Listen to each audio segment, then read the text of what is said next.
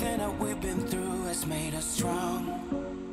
You won't believe we've had our gray, but somewhere there's a light inside of us. It shows the way. Not looking for no heaven or gold, 'cause I got you. I got you. Don't wanna show us off, but you're my all that I need. Trying to sugarcoat, but I'm flying so high. I don't even know if I'm coming down. You rock my boat when you hold me so tight. The world just disappears in front of my eyes. I'm telling you why. This ain't no madness. The smoke and the That moment when you realize you still had Christmas music playing in the background. We'll get started in just a couple minutes.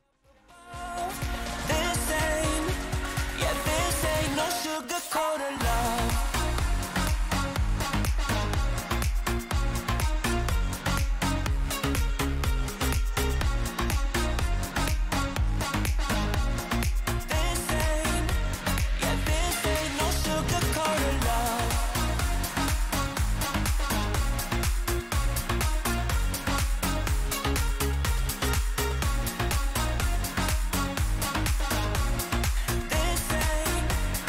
This ain't no sugar-coated love.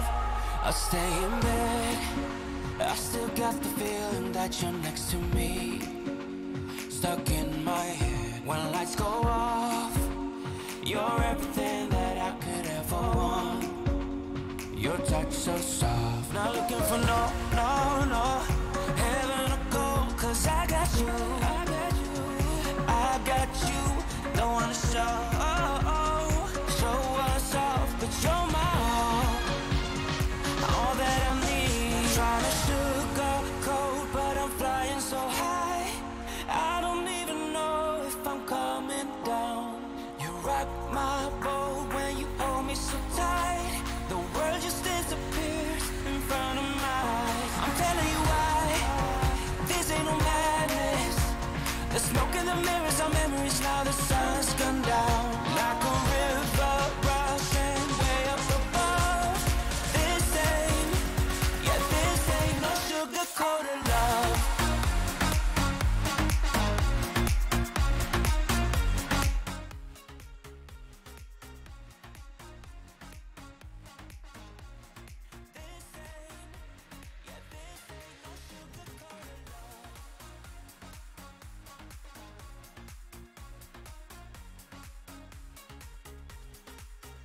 Hi, and welcome to Creator Fundamentals. My name is Dan Currier, and I am here to help you deliver your value through online video.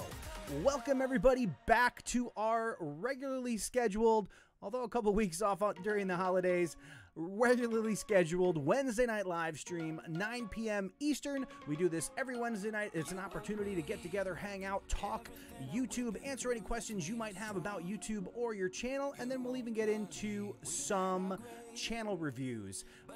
Just so, like I mentioned, I think it's been 2 or 3 weeks at least since we've done this. So good to be back here. Happy New Year to everybody. It's hopefully you were able to reach the goals you had in 2018, and you've set some ambitious goals for yourselves here in 2019. Notice my desk is a little wobbly here. Got the camera up on the monitor here. We're going to try not to shake that too much, but definitely going to jump in the chat, say hello to everybody. Great to see you as always, coming and hanging out even before the stream started. You guys are awesome. During that time, a really big milestone for Creator Fundamentals. Just before we got in, just under the wire, Creator Fundamentals reached 20,000 subscribers by the end of 2018. It was a goal of mine to get there before the end of the year. We were able to do it thanks to all you awesome people. So thank you guys so much for that.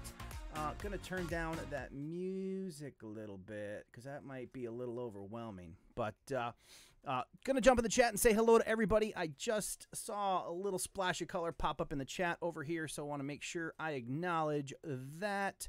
Get into live chat. Chris Conkle Vlogs, a week away from my 1-year anniversary. It's been a journey, my friend. Thank you for all your guidance. Thank you so much for the super chat. I appreciate it. You know, speaking of super chat, as I mentioned in previous live streams, and I've mentioned it a few times, as the channel grows, my goal is to become more involved in the YouTube community and try to attend more conferences.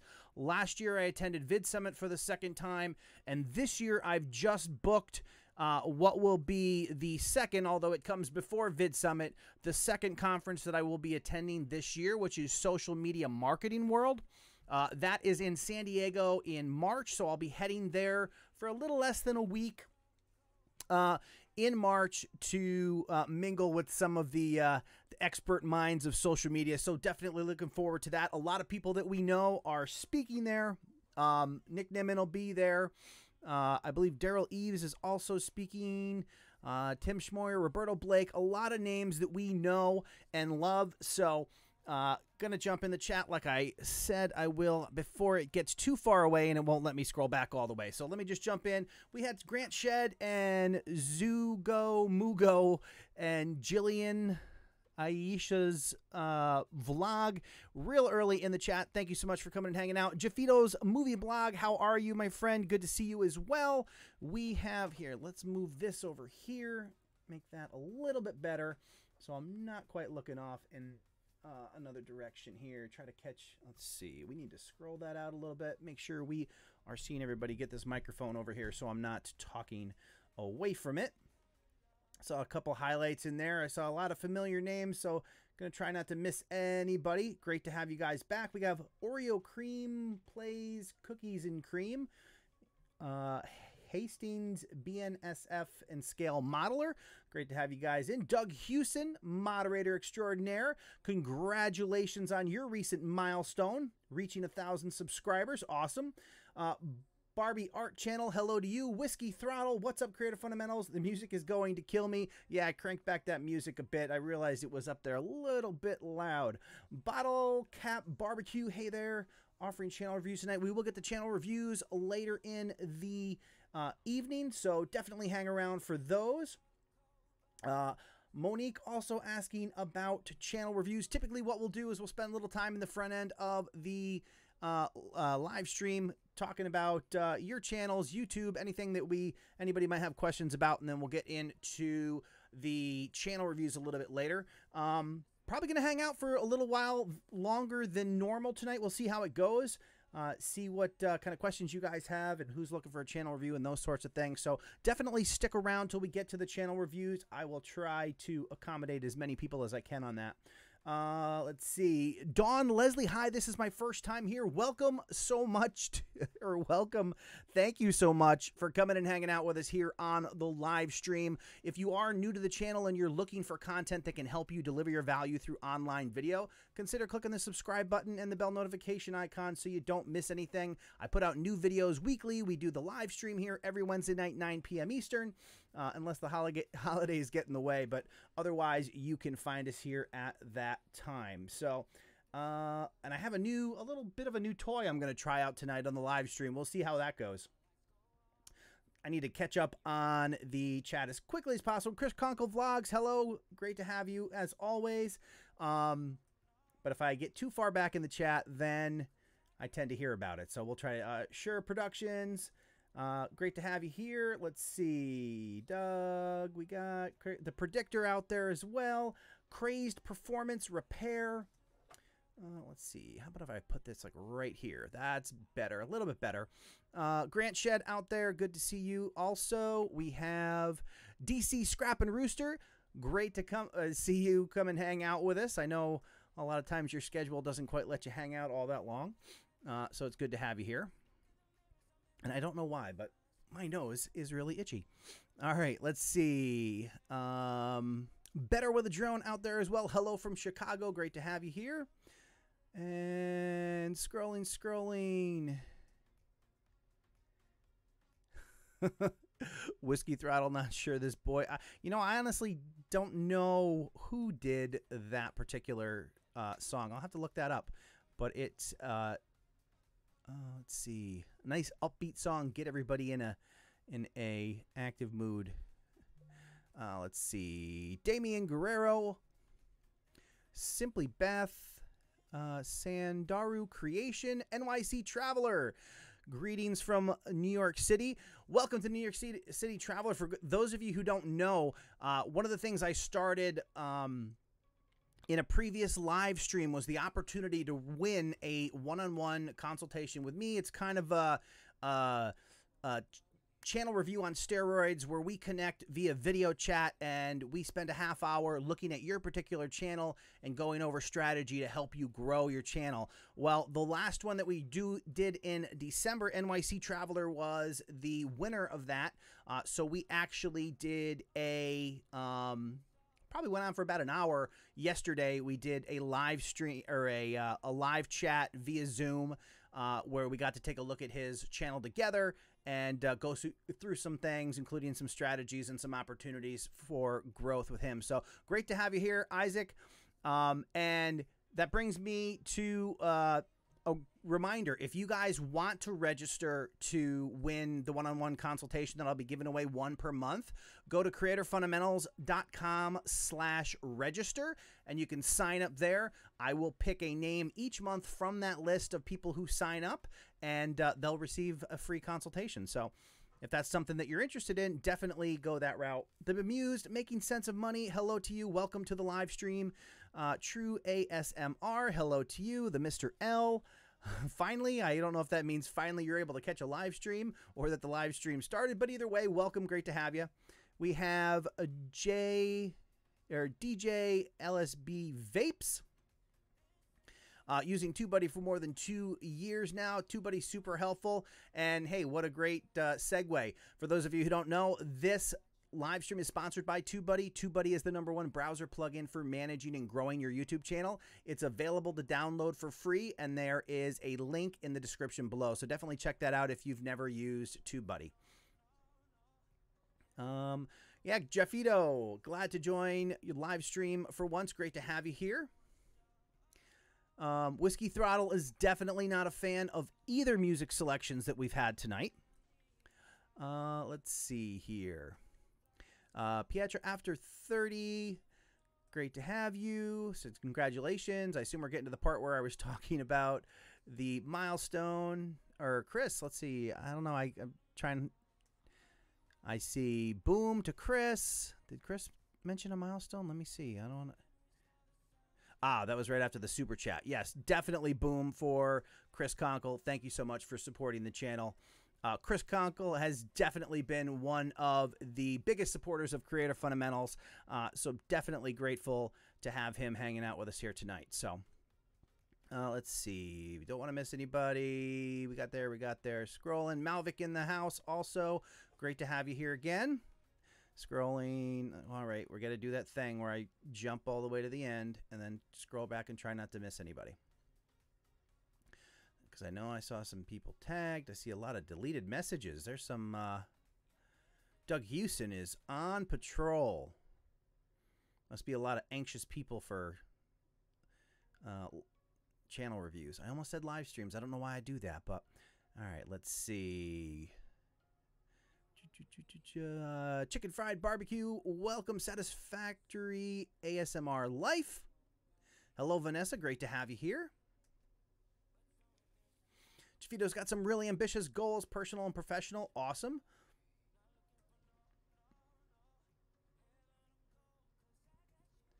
All right. Grant Shed, any tips balancing school and YouTube? Absolutely. I mean, like anything, whether it's school or your job, I feel like I have a little bit of knowledge in this department since I have a full-time career during the day. I also have a wife and 2 wonderful children that allow me to run around and do their after-school activities. So, yeah, I know a thing or two about trying to manage time and still find some success in this YouTube thing. So, I tend to do most of my YouTube work between 9 o'clock at night and midnight. It's typically a quiet time. Eventually, it doesn't always get quiet by 9, but we do the best we can. But I've been able to use that time and definitely find the success at the rate that I was looking for it. So you can definitely find opportunities that like that. There's also different ways to go about making your content. If you have trouble doing it during the week, you can try to batch stuff on weekends, or whenever your free time is. Get a couple videos. Maybe you just do a day where you stand in front of the camera and you get the content for 2 or 3 videos, and then you spend another day doing the editing on each one, and then you release one once a week. That way, there's definitely a bunch of different ways that you can do that. So Mr. Mark TV just joined, first time for me. Welcome. Thank you so much for coming and hanging out with us here at the live stream. As I mentioned earlier, we do this every Wednesday night, 9 p.m. Eastern. So hopefully we'll have you back again next week as well. But we're just getting started here tonight. It's only 13 minutes into it, and I'm still trying to catch up on chat. I really wish chat worked better than it did. Chef Johnny sent me here. Well, thank you so much to Chef Johnny. Great to have you here, Chicken Fried Barbecue. Fantastic Joe, good to see you. First stream of 2019 for sure. Yeah, I just decided that the holidays was a good time to kind of step back a little bit and take a little bit of a break. And it just so happened that I don't know if you guys caught my last video about that strategy that I shared with you, but I implemented that on my channel in October, and over the last 90 days on the channel, it's been a pretty steep incline. So it's been doing really well, and I'm like, since the channel's really, really strong, it's growing faster than it's ever been growing, and it's the holidays, it's a great time to take a little time to recuperate and kind of re-energize. So that's what I decided to do. It was the Wednesday after Christmas, then the Wednesday after New Year's. I thought it was a good opportunity to kind of take some time and spend with the family. So that was great. But we're back here 2019. All kinds of things are kind of popping up and happening. I got meetings and things scheduled tomorrow. Like I said, I booked the trip to San Diego in March. Definitely going to do Vid Summit in October. I assume it'll be in October again. Also, this Saturday, I'm heading to New York City and meeting up with some creators. Going to spend the day in New York City with a bunch of YouTubers as well, so that should be a good time. Let's see. Trying to let's see. And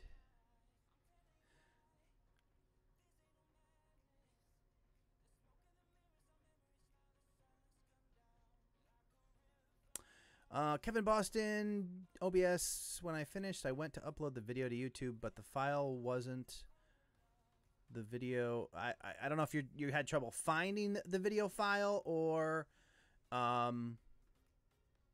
it wasn't what you expected it to be. Let's see. Hey, creator, I'm completely new to this world. Been learning from your channel. Awesome. Dad's Chow, great to have you here. All right, I think I'm close to the end. We're almost there. We're getting there. Adam's Abyss, hello to you. Fantastic Joe, we got your ride share. Boom. Hello from Central Vermont, not too far from here. Good to see you and have you on the stream. Yeah,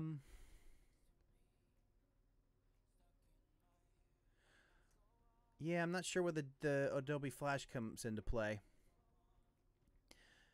Grant Shed, congrats on 21,000 subscribers. Thank you so much. Good News Traveler, hello to you too. Stefan's channel, hello. YT Justine Exploits. And getting there. I think we're close. I think we are close. Craze Performance Repair, what did I miss? Busy last 5 minutes. Would love an audit. Oh, we're real close. I can sense it. I'm not getting the little arrow anymore. Come on, get down there. All right, cool. We are just about there. When did you start YouTube? If that is a question for me, I have another YouTube channel called The Average Dan that I started just doing videos about repairs and things. And I had started that I guess it was 3 years ago, and then it was April of 2000.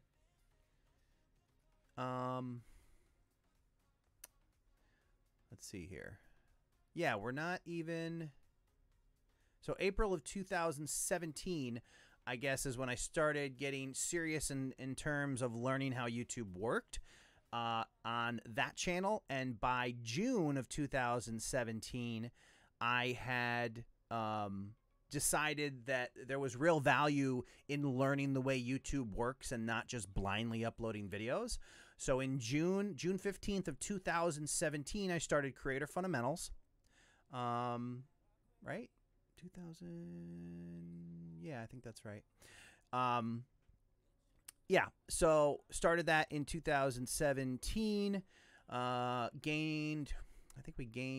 we were like at 600 subscribers by the end of 2017. In early January 2018, there was kind of a change to the way, or maybe it was February, late January, early February, where they made the change to the YouTube policy for monetization. Did a couple videos on that. They kind of exploded and really helped the channel get out there and get exposed, get a lot more attention. And then we've been growing right along since then. So in June of 2019, it'll be our 2-year mark. So we're about 18 months into this. So far, so good.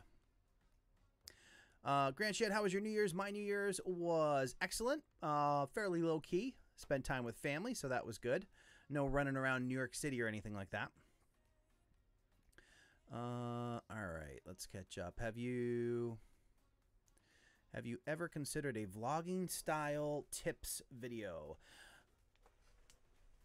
Like, do you normally do walking around the city? Well, I don't live in the city. I live in upstate New York, so I probably wouldn't walk around the city to that. And I actually recorded a video like that and then ended up, I think it was before I went to Vid Summit or somewhere around then.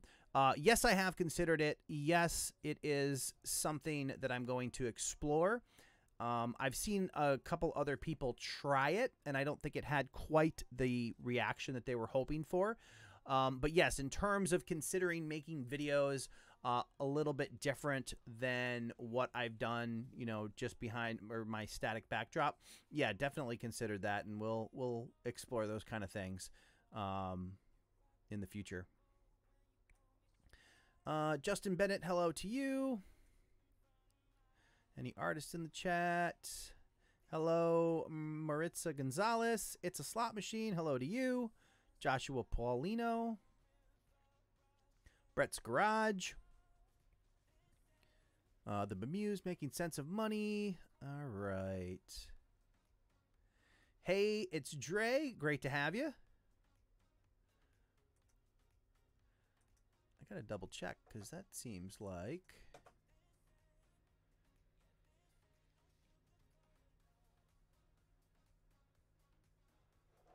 a name from the past.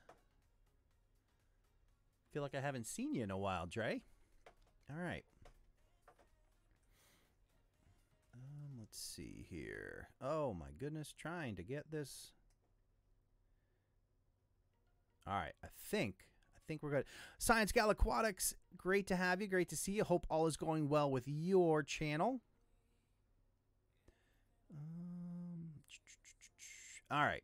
So, I think I'm caught up. I think we're good.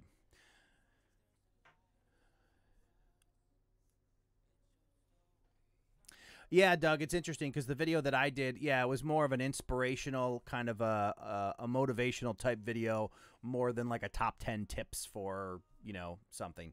So, yeah, that was exactly how I did that video.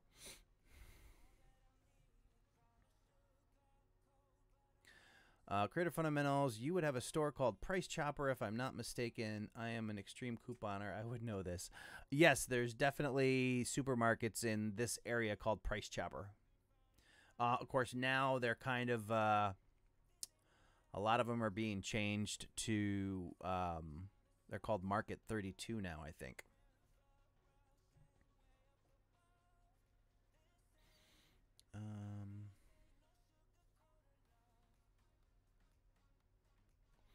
Bottle Cap Barbecue, have you noticed any difference when posting early in the AM versus evening? You know, generally speaking, no, I tend to post my I really think it depends on a particular video as to the reaction. I tend to post my videos later at night to kind of capture the, for me, it kind of captures the end of the West Coast, and I pick up some audience outside of the U.S. overnight, and in the morning, the East Coasters kind of get the video. So that's kind of how it works out for me. I've tried holding on to a video and releasing it in the morning with the idea to see if that was like going to be more powerful in terms of view velocity, and it really didn't appear to be the case. So I tend to release my videos when I'm done with them, which is some 11 o'clock, 12 o'clock at night. But again, it's all going to depend on your particular audience. There is no perfect time for everybody to do the same thing. You just kind of have to understand how people watch your videos, who they watch. What mic is that? Creator Fundamentals. It sounds good. This is the MXL 770. It is plugged into an H4n, a Zoom H4n Pro. And I'm using that as the audio interface to my PC. But yeah, I do like this mic. It has a decent sound to it. Famous 9 Lives rapper, hello to you. Welcome to the live stream. So I'm curious, do any of you go to any of the conferences? Is anybody going to Social Media Marketing World in San Diego in March?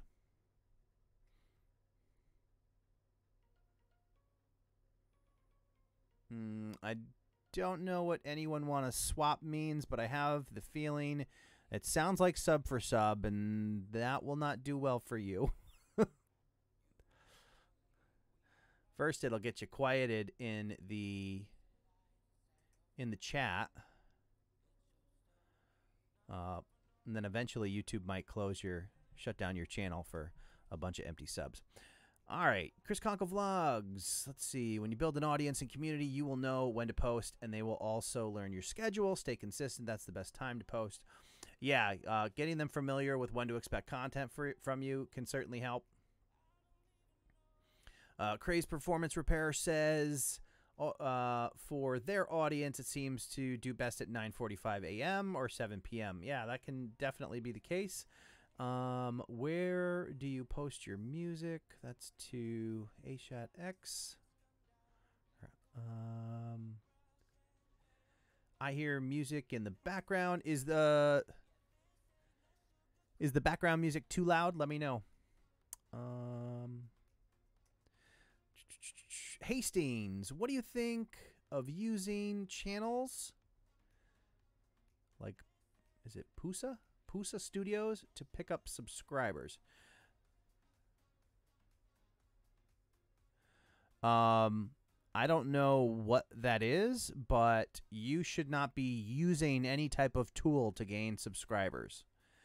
If that's some crazy like live stream nonsense where they trade subs, it's pure and utter garbage, and avoid it like the plague. I don't know if that's too vague, but any arrangement like that where people are simply dealing out attention with each other, pure garbage. Don't even spend time there. And it is, for numerous reasons, a horrible idea for your channel. Don't pop into chat on other people's videos and say, hey, do you want to support each other? Support each other has just become code for sub, so definitely avoid that. Because the reality is, when you interact with somebody simply for the purpose of subscribing to each other's channel, you're never going to look at their content again, and they're never going to look at yours. So you end up with a bunch of empty subs, and then when YouTube does its purge, like they recently did, you find people going, oh my God, I lost half of my subs. Well, yeah, that's because they weren't real. Not to mention, if you don't happen to lose them, you're not getting any views from them anyway, so you have this potentially larger than you should audience, and you're not getting any views, which looks horrible for your metrics. that you're getting, 10 views a video when you have 1,000 subscribers because you went out and collected subscribers the wrong way. So the best way to get subscribers is to make content that people want to watch. As you grow your audience, understand what they like and make content that serves them best. And then there are some little things you can do, little housekeeping things on your channel itself to kind of optimize your conversion of people who are actually watching your videos into subscribers who are going to come back for future content. So I don't know what the situation is on whatever that channel is, but it doesn't sound good on the surface.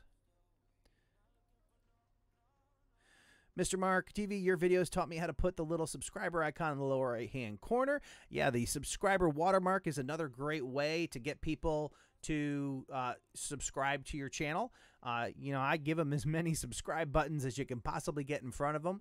That's a good way. Actually explicitly asking them or letting them know the value of subscribing to your channel is also another way to potentially get them to subscribe. But again, it's just making good content, making content that is true to the reason that they came to your channel. If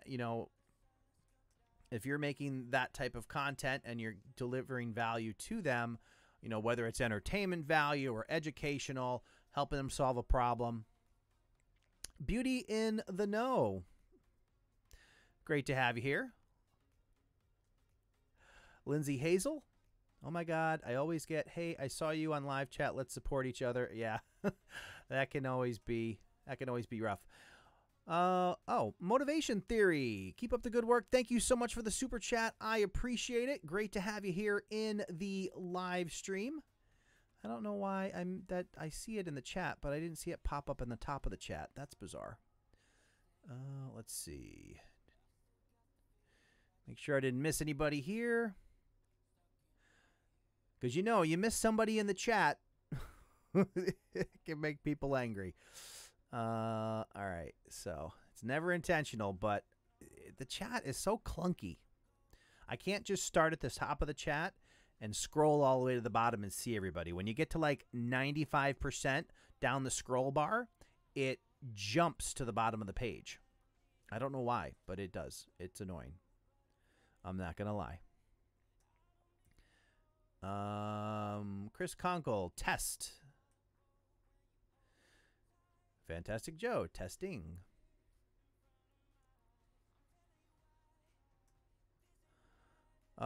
Chris Conkle vlogs, I keep getting an error. What kind of error are you getting? All right.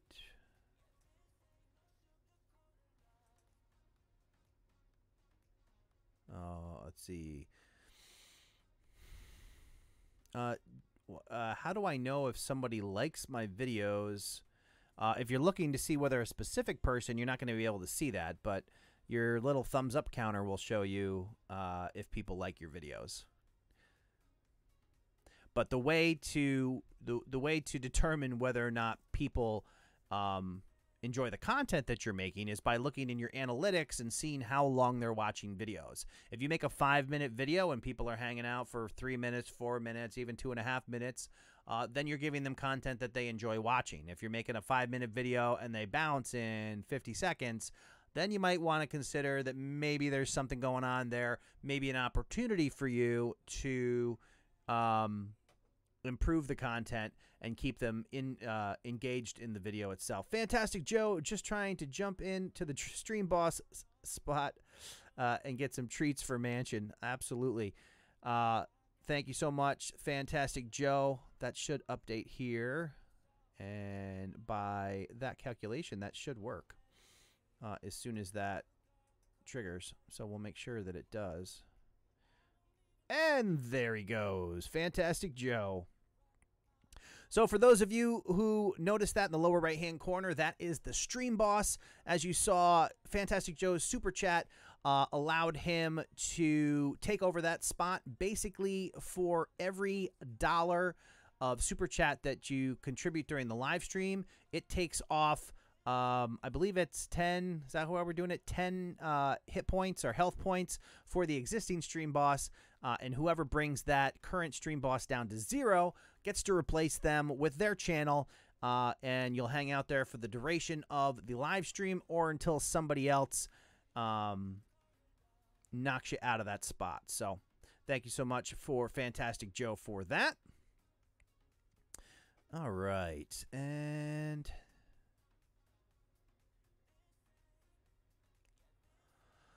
so that's the one thing that I don't typically do, is ask people.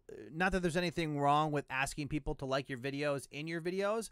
The one thing that I tend to focus on my call to action being subscribe, to bring them back for more. And I try to avoid doing multiple calls to action in a video. So I won't be like, hey, make sure you subscribe to the channel, click the like button. You know, some people kind of reel off that list of things for people to do. And if you can just consistently get people to do one thing, that's a successful day. So I try not to cloud the issue by giving them a bunch of stuff to remember. But that's just how I do it. You can certainly test that for yourself and see how it works for you. It's not necessarily a right answer there. Justin Bennett, what camera are you using to stream? I am using the Logitech C920. And so that's a video that's been on my list, and I really need to make that video, which is how to live stream on OBS with the Logitech C920, because it is a little bit tricky to get the webcam to look like this. Not that there isn't some room for improvement here, but when you first plug in the Logitech and you bring up the video capture in OBS, it does not look like this. There's some tweaking and some things you can do to really help make the picture look better than it does by default. And I want to share that with you guys. It's a video that I've been meaning to make, just because I think it'll help a lot of people who may find it difficult or their video quality doesn't look the best because of the way Logitech defaults when you first connect to it. Grant Shed, how can I use, let's see, I'm going to put this up here. And let's see, how can I use a platform such as Instagram to direct people to my YouTube channel? So there's a couple ways that I use Instagram sometimes to promote videos. One of the things I like to do is, depending on the phone that you have, if you have and this is kind of an easy one, is kind of a hack that I started doing. If you have an iPhone, it has the built-in screen recorder. If you have Android, I'm not sure if it's built in, but I'm pretty sure that they make some screen recording apps. What I'll do is I'll actually go to my channel on in the YouTube app on my phone, and then I will start recording my screen, and I'll click into the video and play like the first 10-15 seconds of it. And then I will capture that and I will put it on Instagram as a little Instagram video, and Instagram will crop it into a square for you. And then I will say, hey, my latest video is out. This is what it's called. There's a link in the description, because unless you have, I think, 10,000 followers on Instagram, you can't actually include links in your posts. So you go link in description, and what you can do is you can sign up for a free service called Linktree. I believe it's Linktree, but after TR it's .ee. So instead of a .com, it's a .ee. So it's linktr.ee. You can go there, sign up for a free account, and it basically it gives you this little landing page that allows you to put, I think it's like 5. I'm not sure if there's a limit on the free version or not, but I think it's at least 5 links that you can put there. So instead of putting a single link in your profile to your YouTube channel, you put a link to your Linktree, and then you can say, hey, check out my Linktree in the description. They go there, and then you can put, maybe your first link always goes to your latest video, and then your second one maybe goes just to your channel, maybe a third goes to your website or whatever it is, and it allows you to do all of that stuff like that. So the value in that is you can use, for one, you can use something like TubeBuddy, for example, to do the static link that always goes to your latest video. So instead of actually having to go in and change your latest video every time you upload one, there's actually a short link on the TubeBuddy that will do that for you. So I don't know if you guys have seen this here. Let me see if I can. Let's see if we do that.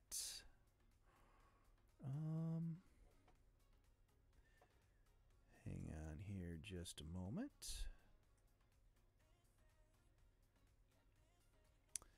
Let us see if we can make this work.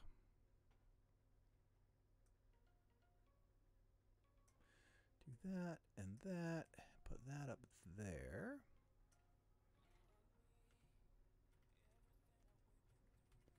Trying. And stretch that out to there.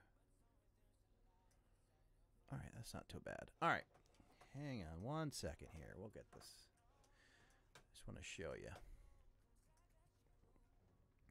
one of the free features of TubeBuddy. In addition, so TubeBuddy is a free plugin, but there's also a website that has some tools on it as well that you can use. And I just want to show you this particular one because it's one that I actually use. See if I can get that logged in here, and almost there. And we're clicking and we're clicking and we're waiting. And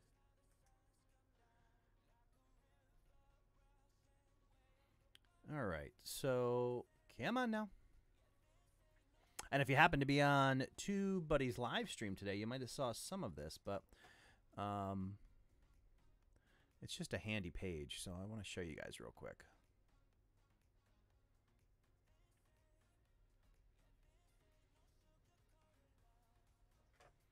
Now, how in the world? Why?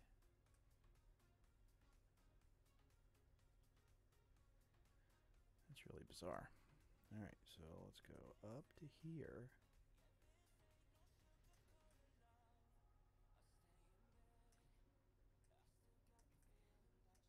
Kind of weird. It just auto resized. Come on now, work with me.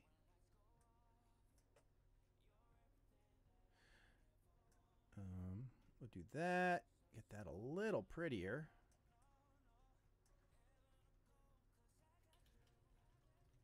Being a little bit squirrely here.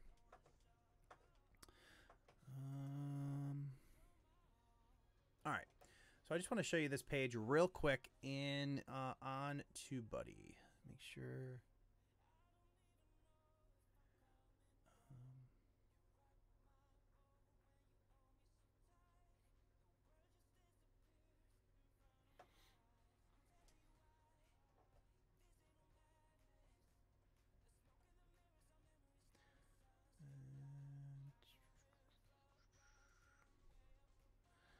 Just double checking there's not anything squirrely on this page. I don't think so. I think we're good.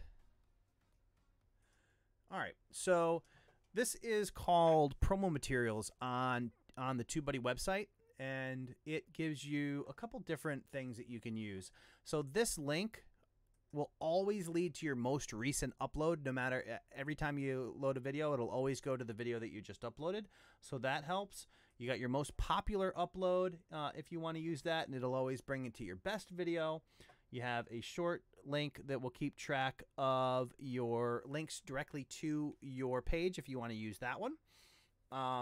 You have this one, which is a short link to the pop-up. For those of you who don't know, if you take the link if you take the URL to your YouTube channel and you add a question mark sub_confirmation = 1, when somebody visits that link, it pops up a little dialogue on top of your channel that says, hey, do you want to subscribe? This particular quick link here just has a nice short link that you can share that does the same thing. It just leads to that. But the cool thing about this is it has quick references to things that are helpful to you. So you've done your latest video and you want your latest thumbnail. You can click on this and you can save your thumbnail right from TubeBuddy. So that's pretty cool. It also has a link to your banner if you want to do that, link to your icon. And it also has these quick links that you can set up here on the right where you can put in any URL and then you can give it a title and then it'll track what all the different links that you are that you're sharing. So if you have like a particular promotion or you want to see how many people are clicking on a link to subscribe from your description or something, you can use this instead of the link and it'll give you counts on certain things. So that's pretty helpful. It is part of your TubeBuddy account and just another cool feature that they provide. All right, here.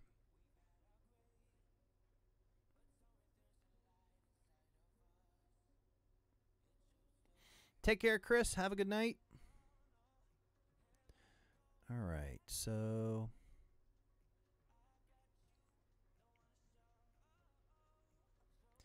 covered that. If I go live with Streamlabs Mobile, so it would work perfectly. I mean, if I can show lower thirds and moving social media handles, please answer. So, Streamlabs Mobile does allow you to put their widgets and things on screen, and you could, in theory, I think you may be able to add images as overlays on the Streamlabs mobile app. So, in theory, you could add a lot of the same things that you can do on that you would be able to do with OBS. So, yeah, that's definitely maybe a possibility here. And just going to move the chat over here a little bit so it's a little bit easier. We want to go to live chat, make sure we don't miss anybody here.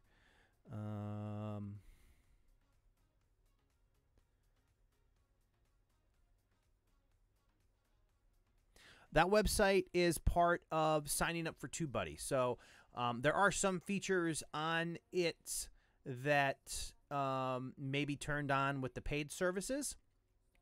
I'm pretty sure the promo materials are always there. I don't think any of that is I'm pretty sure they're there with the free account. All right, here. And scrolling.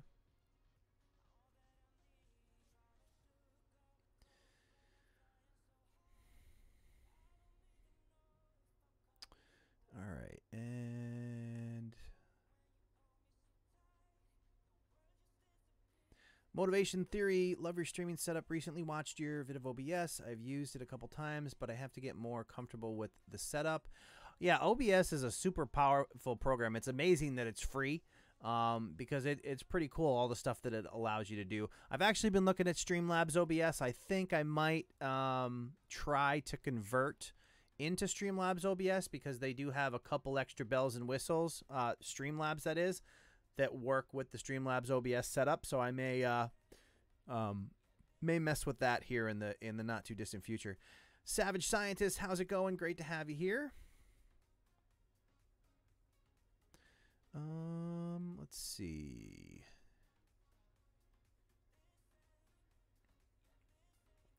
Artie Franklin, good to see you. And let's see here. How would you recommend practicing streaming with OBS set up without actually going live? So when you set up, you can set up your live stream on YouTube as private.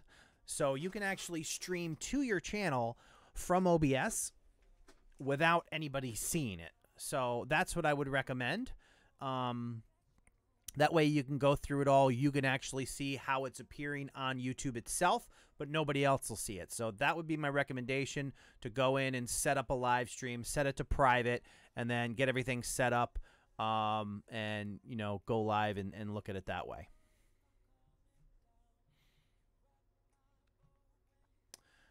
I swear my desk has suddenly become, like, more shaky than it used to. I don't know if I got to tighten. I have one of those towers on the back of my desk that has the arms for each of my monitors. and it's holding two 32-inch monitors up, and I don't know if maybe the screws loosened or something, but it seems like anytime I just barely touch my desk, the camera shakes. So I might have to tighten everything up and try to get that a little more sturdy. All right. Doug Houston confirms. At least we're both pretty sure that the promo materials is all in the free account. I think it is because I'm pretty sure I've always used it even before I upgraded. I think I was using the promo material, so definitely worth the signing up just for the promo materials alone, especially when it's free. And again, you can go to, I actually have, if you go to, and my mic is in my way, let's see. And if you want a nice, easy way to go and sign up, you can actually go to trytubebuddy.today, and that will allow you to sign up for the free account.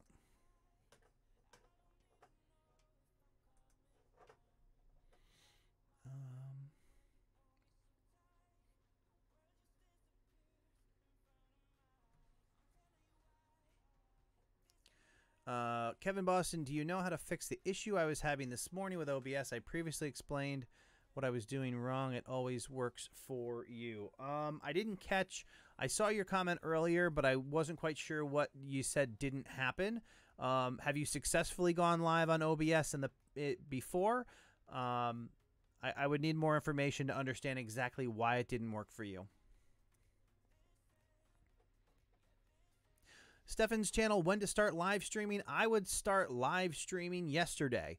The biggest thing that people get caught up with in live streams is they're really worried about having an audience. They're worried about going and doing a live stream and then nobody shows up and it's just crickets, and people get uncomfortable with that situation and they want to kill their live stream and delete it. And what you really need to do is plan your live stream like there's not going to be an audience. And what I mean by that is plan a topic. Don't just go live and sit there.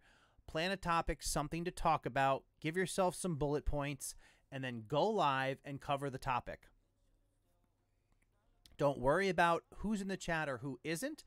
You go out there and you cover the conversation. Have that conversation with the camera as if you're talking to somebody. Go through all the information you want to cover, and there's a couple reasons for this. If you get to the end of the information that you want to cover and there's nobody there, then you can end your live stream. And then once you've ended your live stream, you can actually edit the end of it, edit the beginning of it if you had any downtime, and you can leave the video just like that as a piece of informational content. Do your keyword research and all that around the topic that you covered, and bam, you have content. If people do show up, you have a couple different options. So you cover your content, people show up, you have a nice conversation with everybody who showed up in your live stream. You guys chat for as long as you want, or as long as you can with as long as you have people there to chat with. Then you can leave that there as a long form live stream. You can also download it and edit it, take out all of the chat, take out anything leading. You can upload that content, edit it down and upload it as its own standalone video. That's another option. Or you can just, if people do show up, you can just leave it as a live stream and people get the value of the conversation and the live stream. So the reason I say start yesterday is because the more you do it, the more comfortable you get with it. And it's a great ability to have, to be able to go to a live stream, be comfortable talking to the camera, and it just comes with practice. The more the time you spend, it's not so much, it's not always that you get better at it. You just, you're not self-conscious about the fact, like if you say a word wrong or anything like that, oh well, it's live, it happens. That's what live streams are. So I think you just get much more comfortable with the process, which makes it be a lot less stressful, a lot less anxiety inducing. So that would be my recommendation on live streaming. All right.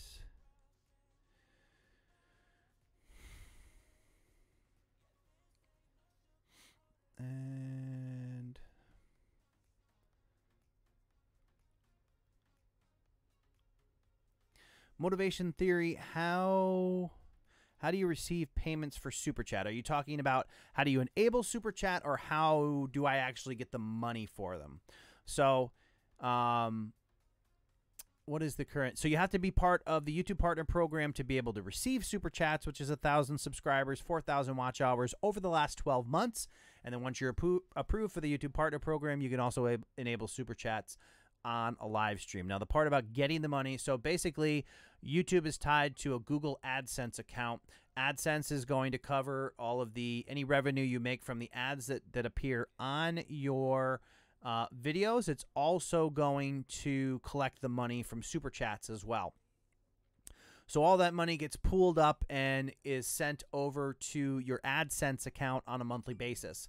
Now, on a monthly basis, they look at your account, and if your balance meets the minimum threshold for payment, then they will either issue you, they'll issue you payment. For me, I have it set up as a direct deposit to my business account. So when the month, they'll end, like say they'll end December, and then like on January 20th, they'll cut a check. I think it is, I'm trying to remember this. I want to say, so like the middle of January, I'll get paid for the month of November. I think that's how it works. And then, or maybe it's the month immediately following. Anyway, I tend to get paid on like the 20th or so of the month, and it's either for the previous month's total or the month before that. But yeah, that's the kind of path that the money follows. And of course, before all that, YouTube takes its share of that. It's not 100% to the creator.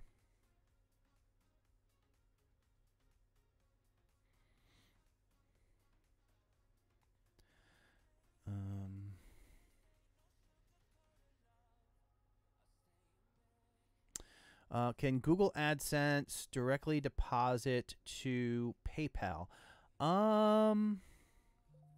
Off the top of my head, I don't remember. I think the very first time I received payment from AdSense, it was a physical check. That was a few years ago. I honestly don't know if PayPal is an option for Google AdSense. But I bet you a quick Google search would answer that question for you. Let's see here. Good.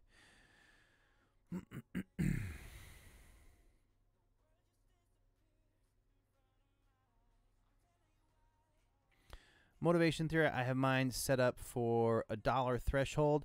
Previously, my understanding with AdSense is it was $100 minimum. So I don't know if that's changed, but I know as of the change they made to the minimum requirements for the partner program, it was still at $100. So you had to get at least $100 before they would cut you a payment.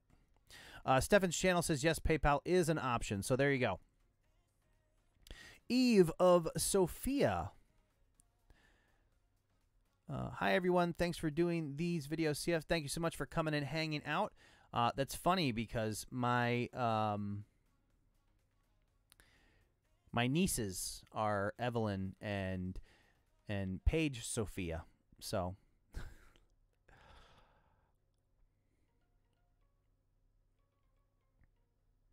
but her parents often call her Sophia, so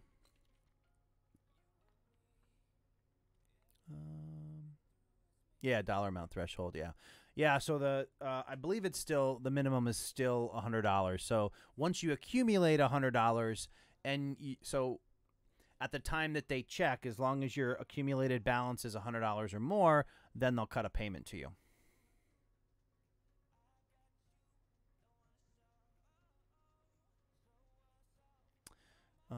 Stefan's channel says, yes, it's still a $100 threshold.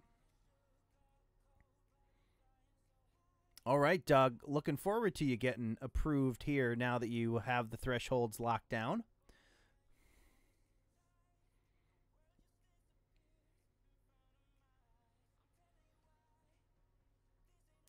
Artie Franklin, I have a channel I started in October 2014 and removed a few videos, took 2 years off, started again last April, so I need 1K subs and 4,000 watch hours.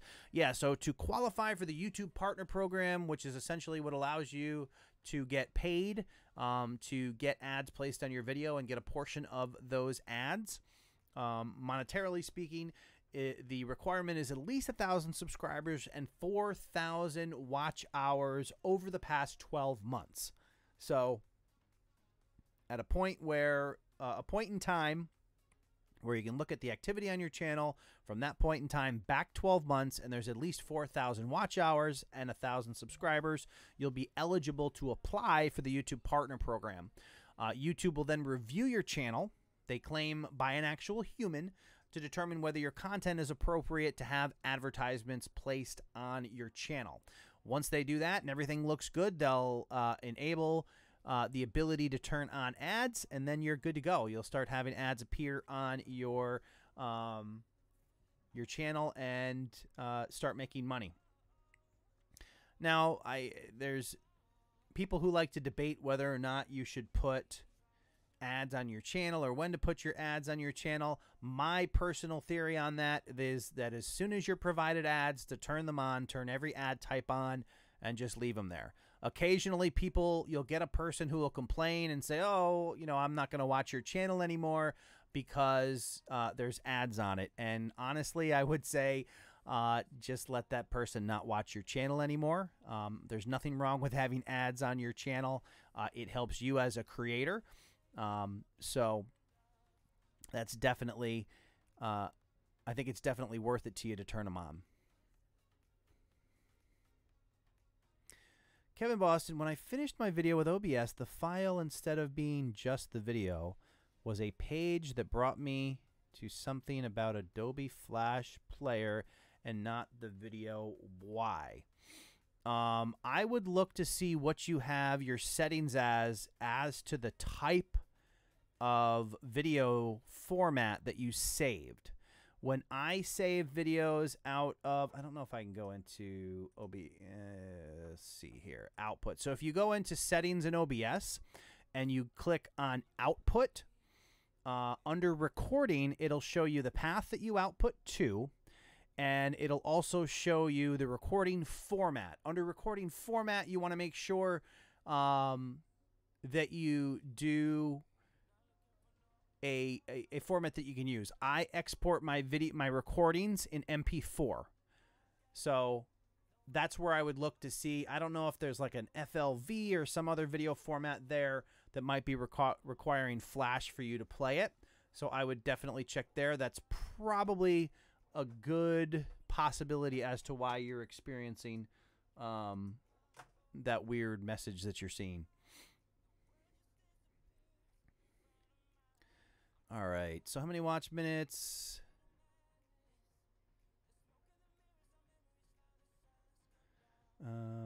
Doug Houston on that one.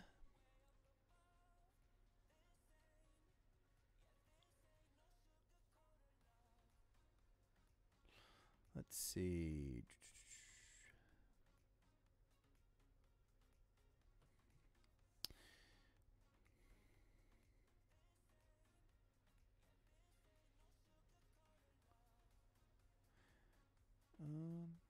Stefan's channel says, don't worry too much. It'll only be missing out on $160 depending on your CPM.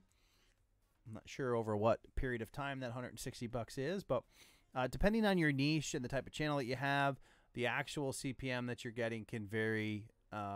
Well, CPM is actually the cost per mil, which is the rate that the advertisers pay. The RPM is actually your revenue per 1,000 views.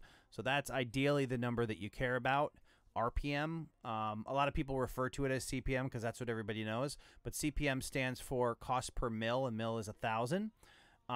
So it is the cost for the advertiser per 1,000 impressions. So the actual money that you guys get is based on, or that value is your RPM, which is revenue per mil, which is revenue per 1,000 views.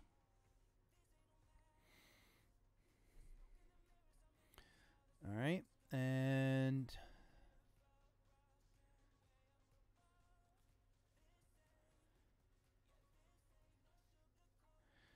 all right.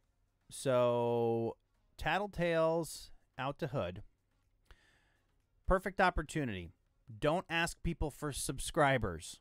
If you want to grow your channel, if you want to have a channel that's worth anything, don't go into chat and ask people for subscribers, because all that's going to do is give you fake subscribers, and it's going to just give you a worthless YouTube channel. If you actually want to grow a successful channel, that people come and watch and want to see your content, focus on making content that people want to see and not trying to spam chat with requests for subscribers. Those people, even when you find people who will do that for you, they'll probably only do it for you if you do it for them, and you're both going to end up with a subscriber that never watches your content. So don't do that.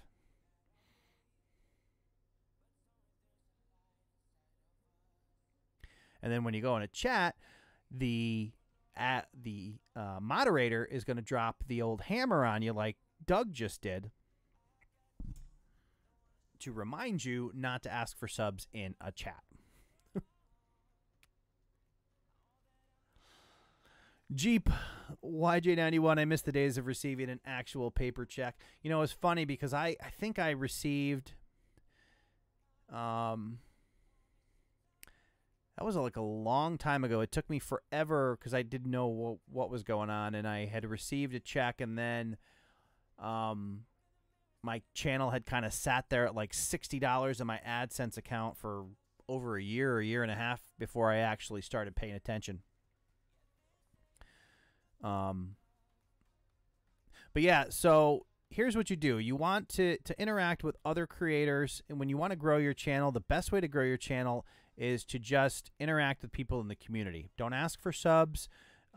Just get to know other people who are trying to do the same thing as you do. Steer clear of people who are trying to trade that attention, because it's not going to serve you well.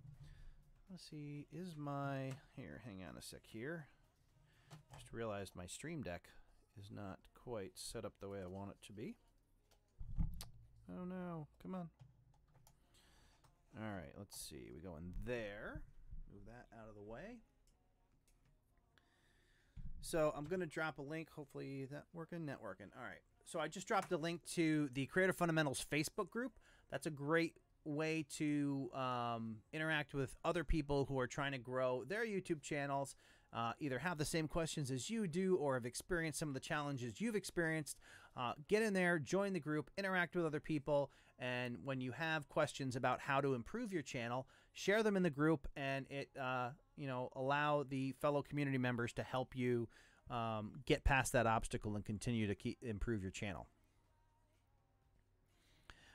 For all of you, for all 56 of you who are in the chat right now, the most important information that I can ever give any of you is that there is no secret, there is no magic trick. There is a process by which you implement small changes over time to improve your quality, to understand how YouTube works, and to work on making content that is valuable to people, that they can find through search, and that really resonates with your audience. And you need to do that over a period of time. I would say a year, 2 years. You have to be patient enough to have a regular schedule to do that. If you are, then you will find success. If you implement all these little things and you do them repeatedly, you will grow your channel. Every channel will not grow at the same pace, but you will be surprised at just how much you can achieve in a year if you simply commit to doing these little things repetitively the right way over and over again. That is the magic. That is what I did for this channel. In fact, I made this channel just to prove the theory that, you know, implementing fundamentals on a regular basis can have great rewards. And that's all I've done. It's not like I have information that I, you know, hide from you guys that has allowed this channel to grow. When I find stuff that works, I share it with you.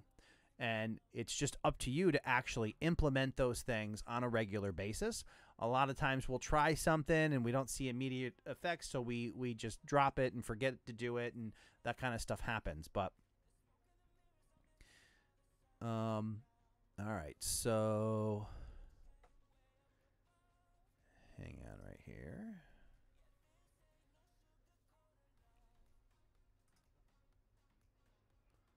All right, close that.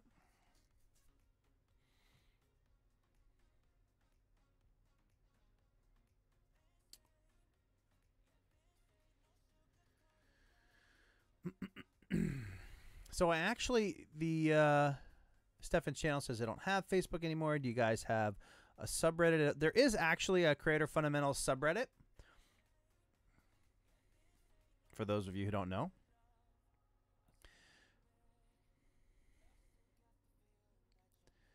All right, and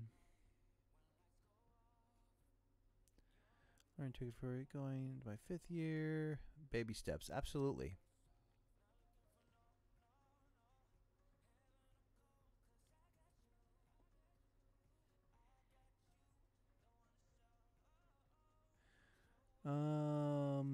Reading.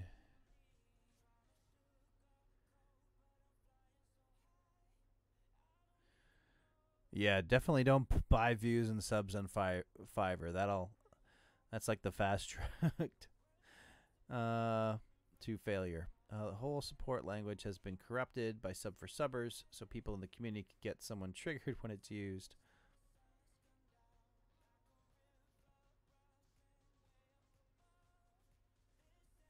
Also, I mean, even if support, here's the thing.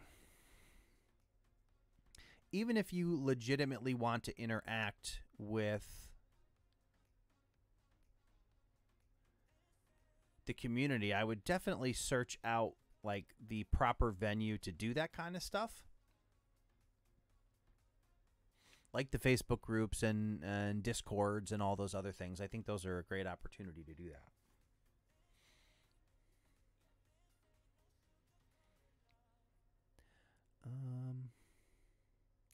Psychic channel, Karma Paul. I don't know if it was you, but I heard from someone on YouTube that growing your channel is a marathon, not a race. Definitely a marathon. A lot of people say it because it is simply true, and anybody who's been involved in it has kind of figured that out or reaffirmed it for themselves. Definitely a marathon. There are even the people who have quote-unquote overnight success or have a viral video that kind of explodes. If you don't know what to do after that happens, or you're not prepared, you have not prepared your channel for that opportunity when it arises, it's a firework. It shoots up in the sky, blows up, it's really bright, everybody's excited, and then it's gone. So you really need to lay the groundwork, the fundamentals, which is why I named the channel the way I did. You really need to have those basic ideas down and implemented on your channel, so you can not only consistently grow without having a viral video, but also be prepared when you have a video that takes off and suggested, that, you know, sets yourself up for even more success. I had a video that took off quite well, and I think one of the reasons it did so well for my channel is because I had already made 100 videos. I was already consistent in the process. I was doing 3 videos a week for that first year to lay the groundwork, to put out content, to show people, you know, what the channel was all about. So when I got to the point where that preparation met the opportunity, I found a little bit of success. So, but even that said, though that it happened, it lasted for a month, and then the channel came back down to normal, and I had to find the next thing to elevate the channel. And the next time around, it took me a lot, well, essentially probably longer than it did the first time, in the sense that I had worked for 6 months. I had that video pop. It did its thing for maybe a month and a half, and then the channel dropped. It didn't drop to where it was before that, but it dropped significantly from the peak of that. And then I spent the rest of 2018 not only making content to maintain where I was, which was consistent growth but not exponential growth, and then I implemented some things towards the end of the year that got me some exponential growth. So it's just a matter of keeping with it and continuing to do what it takes to get your channel to grow. Let's see. Grant Shed, what editing software do you use? I'm downloading Premiere Pro. I use Premiere Pro. Malvic says fake news. I'm not sure who that's for. Oh, I see. News industry works. Let's see. I think I might have missed a conversation about news. Zugamugo, I have something I have learned is the sooner I cover an earthquake after it happens, the better growth I receive on my channel. I know it's sad my channel thrives on natural disasters. Yeah, timing. So when we're talking about suggested videos and videos that kind of pop for our channels, timing is super critical. Like for the video that now has over 300,000 views on my channel, timing was absolutely essential on that. In fact, when that happened, when I heard that they had made that change, I literally, as soon as I heard it, got in front of the camera and made that video and got that video uploaded to YouTube because I knew how important timing was. It was an emotional event. I know people would have an emotional response. I met that emotion and I did it as quickly as I could to be the prominent video on the subject. And it turns out that happens to be one of my most poorly edited videos because I was so focused on getting it out. You know, so it is, the value is always more important than the quality. So when you're out, can put out content that resonates with people, and you can do it with a timely manner, especially when you have an event that takes place that is timely, you know, getting the video associated with it out as quickly as possible can be super powerful in helping your channel grow.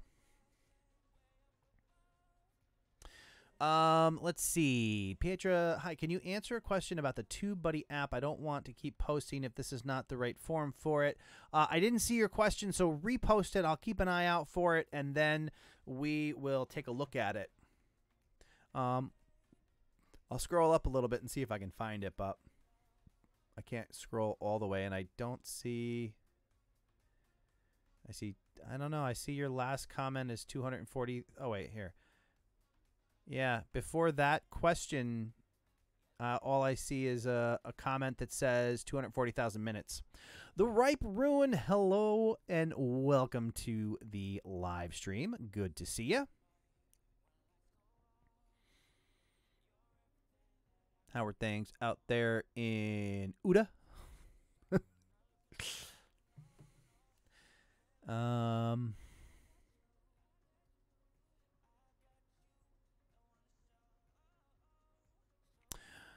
So Doug, I actually did two videos. So I did yeah, I guess you could kind of consider the first one a reaction video. I mean, not reaction in the traditional sense of watch something and comment on it. It was more like covering a news topic, than anything else. And that video kind of started it, and I think that video got like 60,000 views. And the video I put out the next day was the actual how-to video, as a follow-up to that first one, and it's actually the second video that got the 300,000 views at this point, and probably 9,000 subscribers.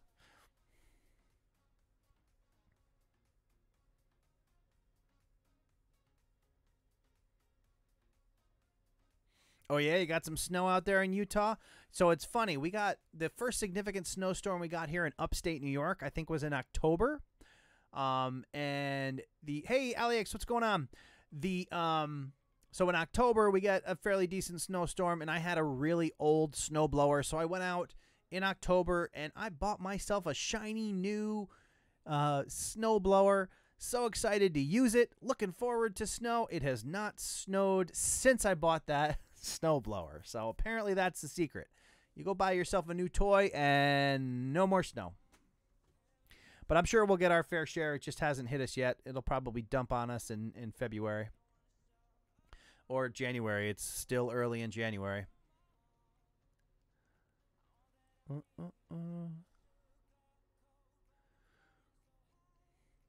Take care, Jeff. Have a good night.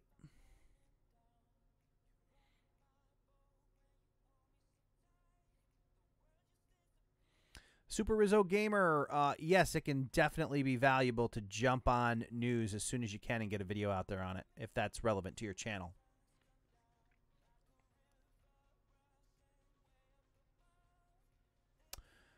Any tips on how to maximize the TubeBuddy app? It seems very limited. I use an iPad Pro, so I can't download the extension. So here, let me try. I'm going to try something here just because it's fun, and we'll see if we can get this to work here.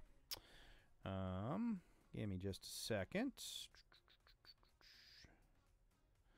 So if we do...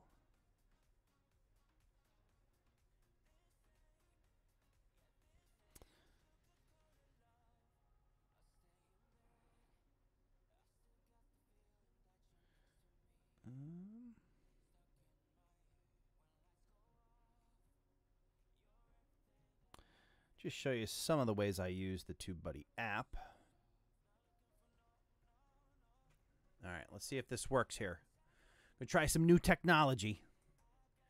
Try not to screw it up.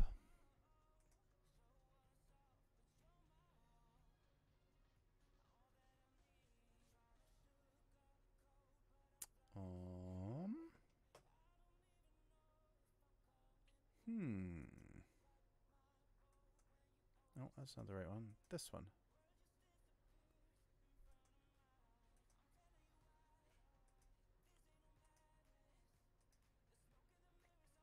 Is that good? Is that good? Are we good? All right, so let's see. I don't know. Let's see if I can do this without screwing it up here.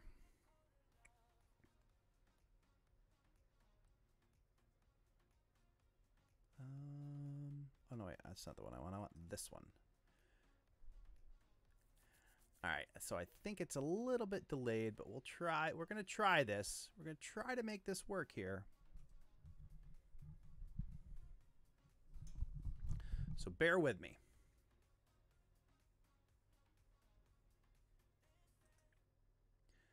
All right, so this is... Oh, it killed it.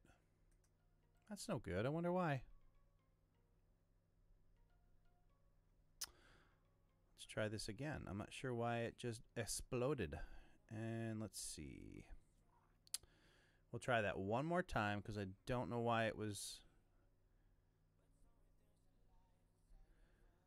why it does that.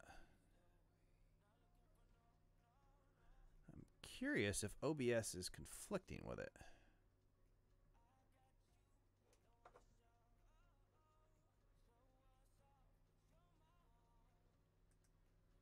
Let's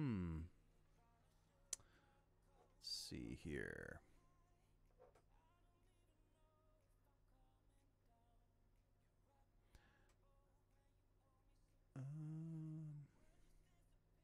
Just want to see real quick. And did that phone? Did you actually get a glimpse of that before it died?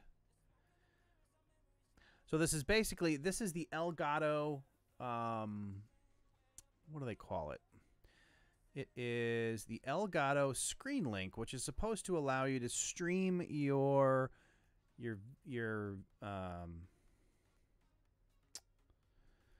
phone to your computer, but I almost think it's having a little bit of a challenge working with OBS. It's like they're conflicting with each other, I think. So we'll try it one more time with feeling and see if we have any luck here. So if we go in and we do this, oh, hang on.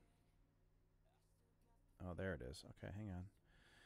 And we'll figure it out. Okay, so we do this and then this and then start broadcasting. Try out the technology. Connecting, it says. All right. So, and then we'll try.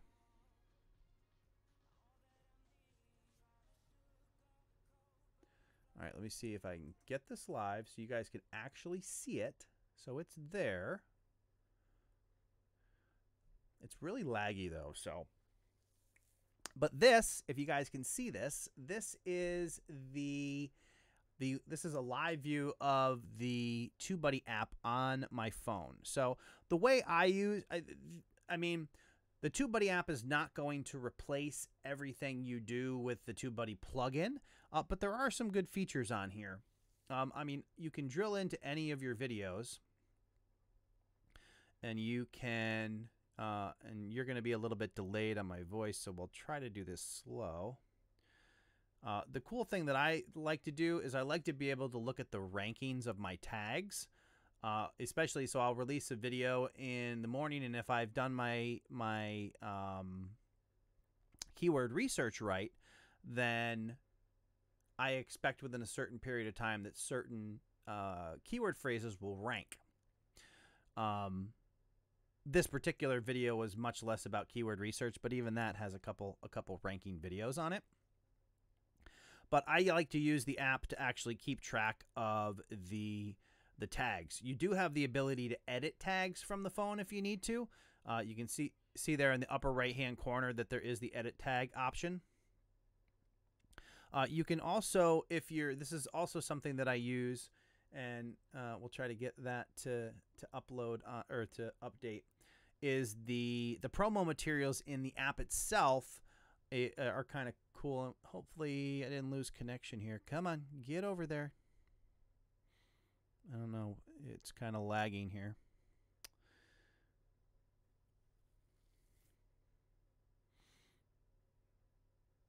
I don't know if I lost the signal to the phone, but if you click on promo materials, which is the little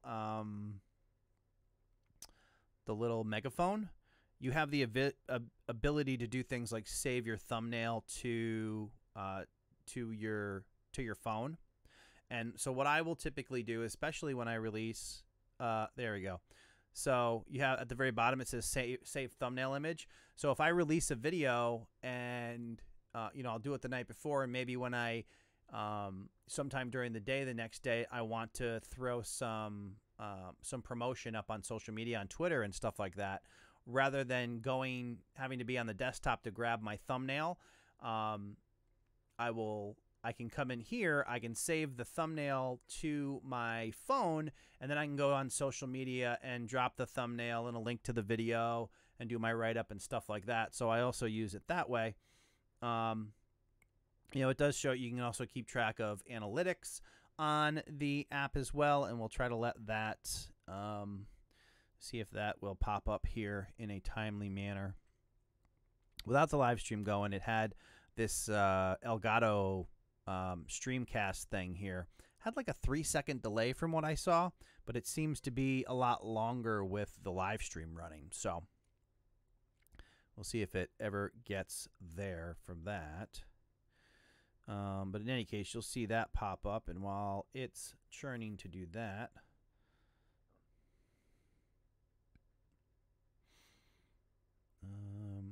and then you have like there's the canned responses that you can set up canned responses on mobile, which is helpful. You can go in and respond to comments, which is handy. You got your live subscriber count at the top. I tend to just use it for the individual video options. You can also, this is another thing, and again with the promotion on social media, if you are on your main screen on in the app and you click on the little trophy, those are all your milestones. So you can actually do the same thing. You can drill in on a milestone, and at some point you might actually see it on screen because it's being so sluggish. It's like almost like it's stuck, but it's not stuck. But you can drill into your milestones. You can save those locally to your phone, and then you can save those. See if it seems to be catching up here a little bit.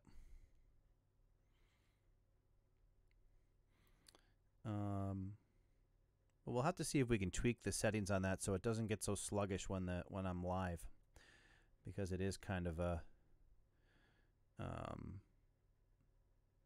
for some reason it slows way down.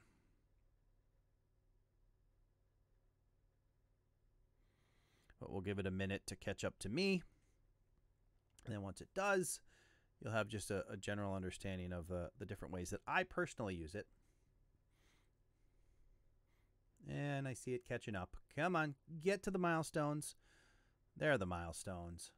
And then you drill into one of the milestones, and that gives you the cool little printout that TubeBuddy creates. And then you can save that. I think the milestones are like a great feature to use for promoting on social media. It gives you an opportunity. It gives you a piece of content to share. They're generally squares. So you can share them on Instagram and Twitter and all those things like that. So I think it's pretty handy in that regard as well. All right.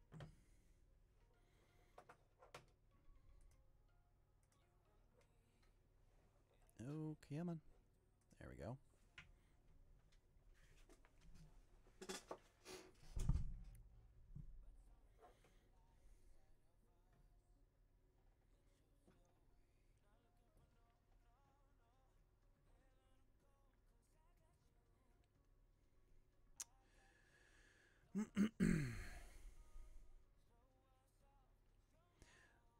Video Zeus, yo Dan, looking like you got a shave. Definitely down from where I was in November. I did the no shave November. That was an experience.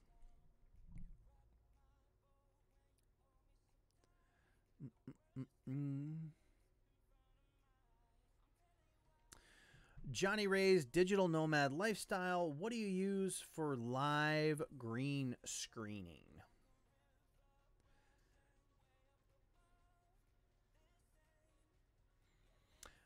Personally, I don't do live green screening, but there are certainly options out there for you. You can actually use OBS for that.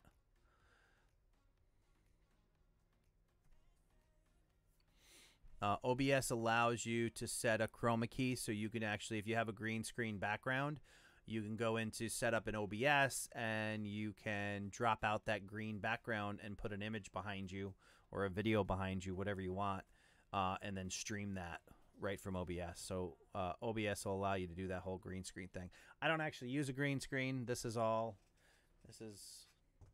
real. I mean, really fabricated, but still.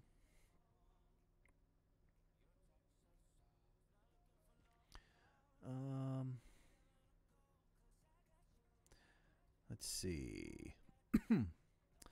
Catching up here. Even in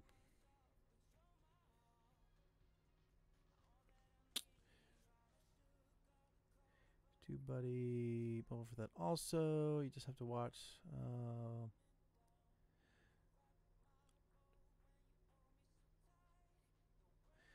Catching up here on chat. So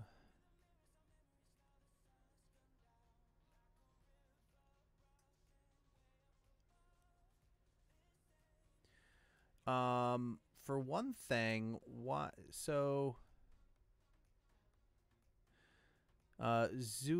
Mugo, how would I quickly and ethically get to the 4K?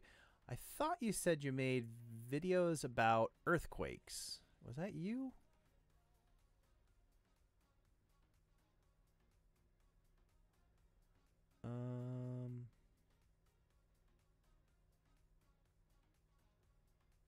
Yeah, so I mean, I would say make longer videos. There's certainly opportunity to have a conversation that lasts longer than 30 seconds. So I would definitely look at making longer form content to get your watch time up.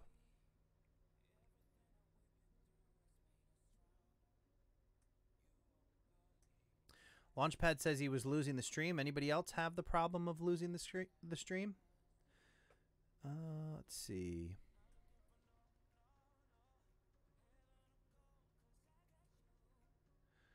Damian Guerrero, heading to class. Have a good time. Thank you for coming and hanging out. Trying to catch up on chat.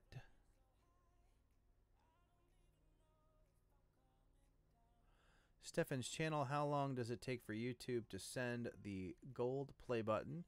I have no idea how long it takes. I still have to get a silver one, so and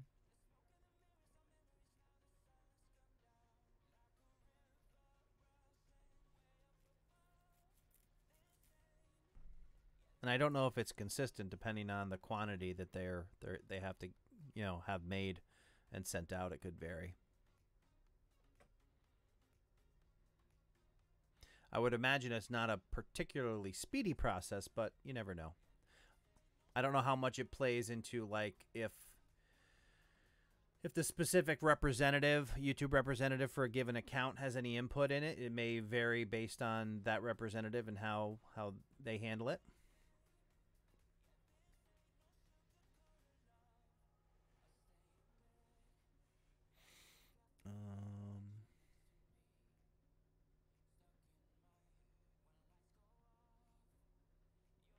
Fantastic Joe, how much did you raise? I honestly don't know how much I raised.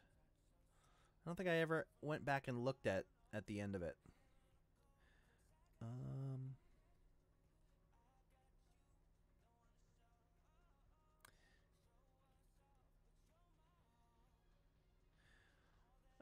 Kevin Boston says, what do you mean live green screen? Like you could put a video behind you or something? Yeah, OBS will allow you to do... I mean, you need an actual green screen when you're recording you, but you can get OBS to display it,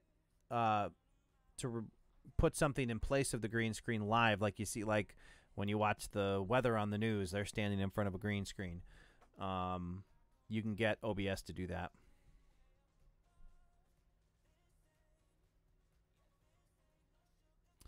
Doug Houston says the easiest green screen to set up and use is the Elgato one. I'm not familiar with that. What I did find, though, from the 2 green screens that I owned is that I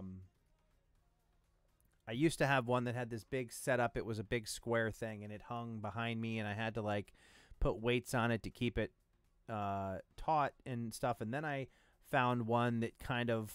I don't know if you've ever seen those. The only thing I can think of is like the spring open hangers or hampers, but it's basically, or the frisbees, the flexible frisbees, but you basically, it's round. It's about this big or this big round in a round bag. And when you take it out, it pops open to like a, I don't know, like a 6 foot by 3 foot oval. And then you just put it behind you. It's nice and compact and easy to set up quickly.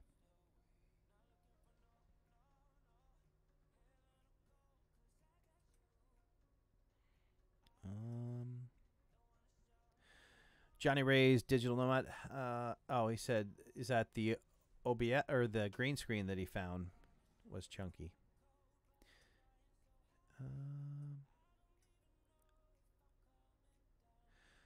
Fail Dude Productions. Sorry to repeat the question, but I'm curious about AdWords. Have you ever used it?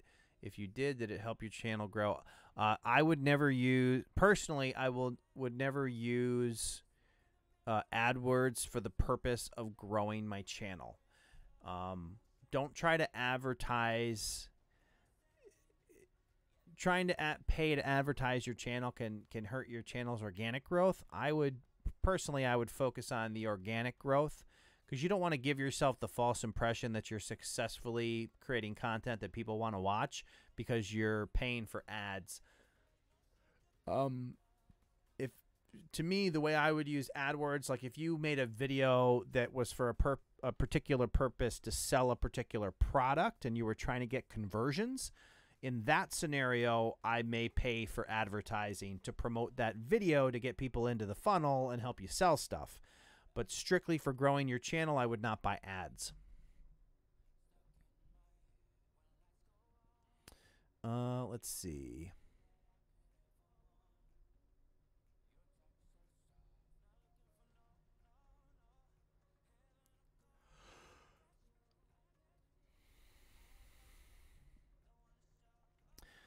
iClutch, does anyone know how to make an intro? I mean, you can go to a site like Fiverr.com for that stuff. Of course, the more you do YouTube, the less you're looking for an intro. I know when I first started on YouTube, intro seemed like this professional thing that you could have done.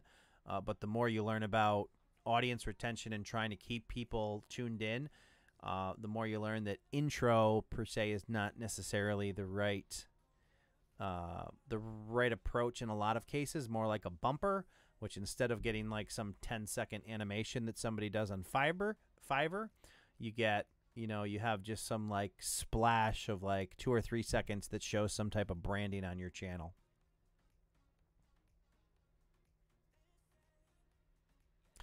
Kevin Boston recently did a video that was 9 minutes, 23 seconds, and it got an average view duration of 3 minutes and 10 seconds. Is that good? There is no good or bad with that sort of thing. What you want to do is try to focus on your channel and your results and try to improve upon your own results. Comparing it to anybody else's channel is not really going to be helpful for you. So can't really say whether it's good or not. The question, if it's better than you've gotten on your other videos, then yes, it's good. If it's lower than you normally get on your videos, then obviously there's an opportunity for improvement there.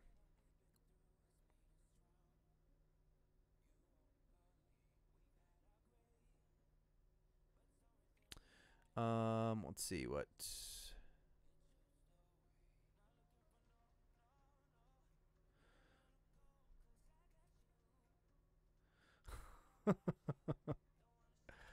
Really, Jeep? No, I've never had anyone do that. Now you're going to make me constantly go like this. No, but I have done videos before. A lot of times the cat will come running in, and if I happen to pick up the cat and then I do a video, and then I realized for like the entire video that I had a cat hair on my shoulder or something, or hanging from my hat. I usually tend to wear like a dark shirt and a dark hat. And it's kind of annoying when you go through that entire process and you see like a hair hanging off of your hat, or maybe it happened a lot more like in my beard when I was growing it in November. Some random hair or something like that around my shirt. It's a little bit annoying, or that piece of fuzz. Those kind of things I notice myself, but no, I've never had anybody call out anything quite like you you asked in the chat.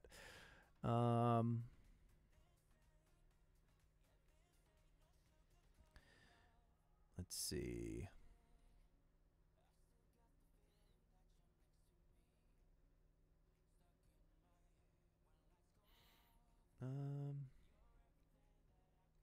Have a good night, RD Franklin.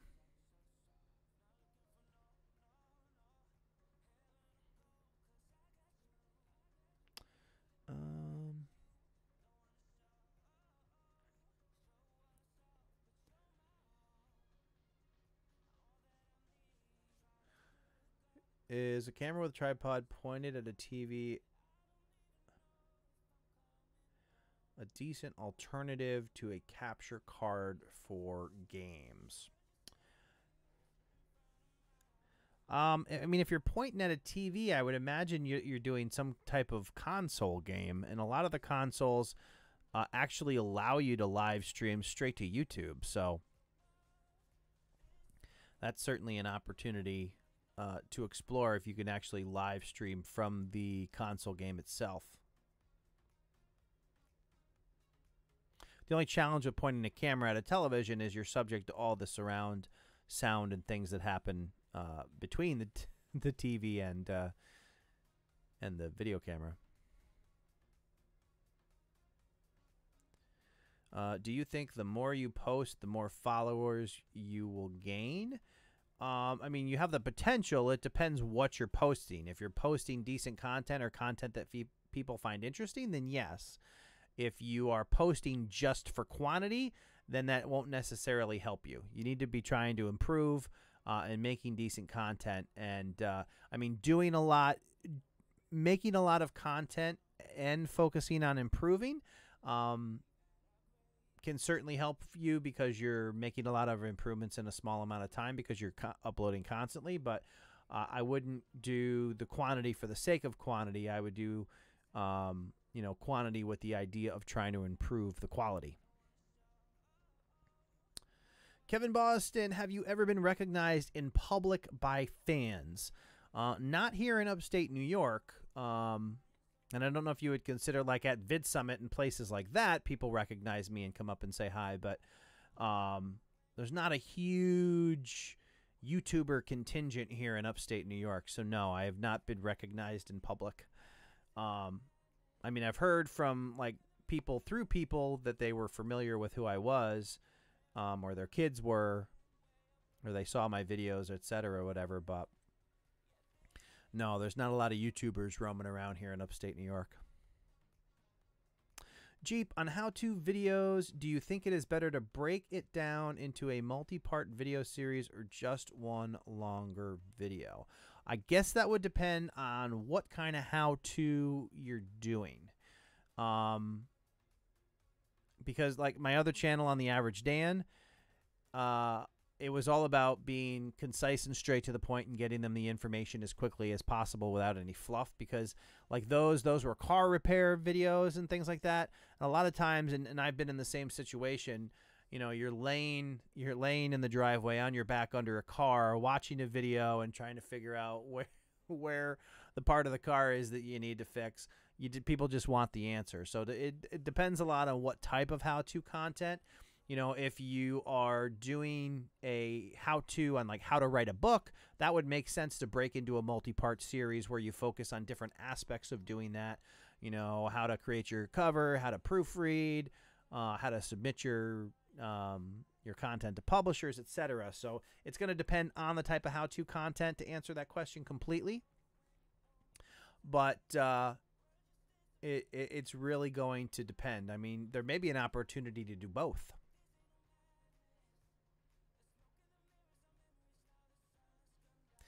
Crazed performance. I ended up with a big black smudge on my face in one video. Bugged me, but not a peep from subs. Yeah, you never know what people are going to point out. The Ripe Rune. Have you given your opinion on TikTok?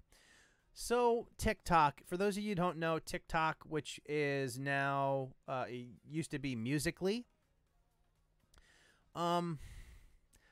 I'm not 100% sure. I tend to find like my nieces are on TikTok. They make the short little music videos and things like that. They seem to enjoy the heck out of making the videos. I find it to be a little bit creepy. And not so much the fact that they do it, but I'm always concerned about social media apps that draw their major audience from children, which is what TikTok seems to be. The really creepy thing about it is, like, they're constantly feeding me ads. So just an idea of how creepy TikTok ads are. So I keep having a TikTok ad pop up to me, and it's basically showing me somebody's TikTok post, which is like a short little video. The creepy thing about it is they're showing me a TikTok video from somebody who's wearing a high school or middle school sweatshirt from the high school in my town. So they identified where I was from. They found a local TikToker or whatever they call them, and then they keep feeding me that as an advertisement, and it's just kind of creepy.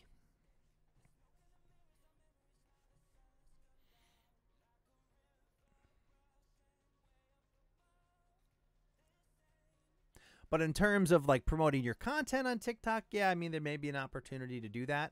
I've created an account on it in the past and played with it a little bit, but I've never made any serious effort to do that.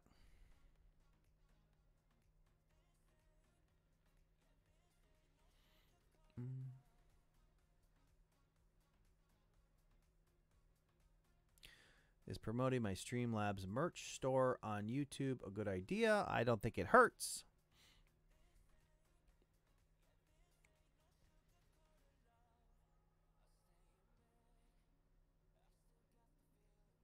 Yeah, I mean, I'm more of a, working on improving your quality.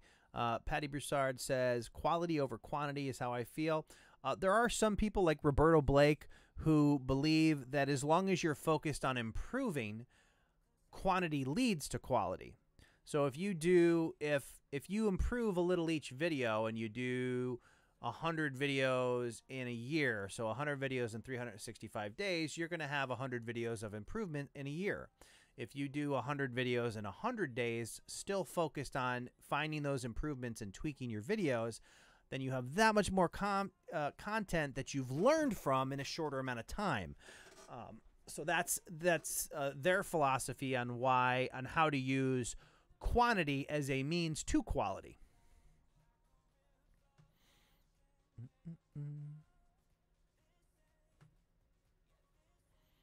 All right.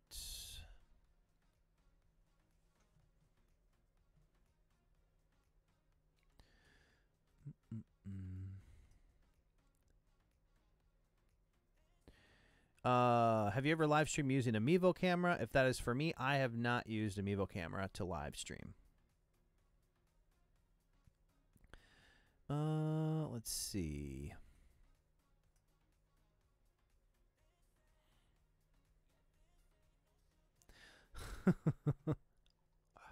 Yeah, Stefan's channel, it kind of feels that way.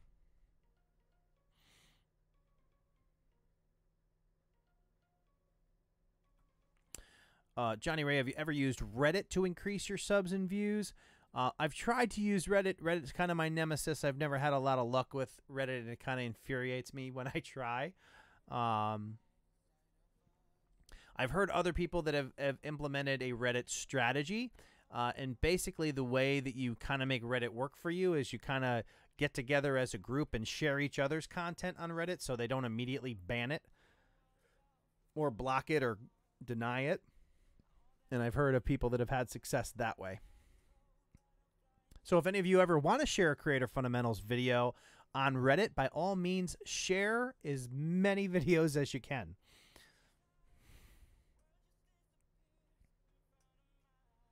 I will be grateful.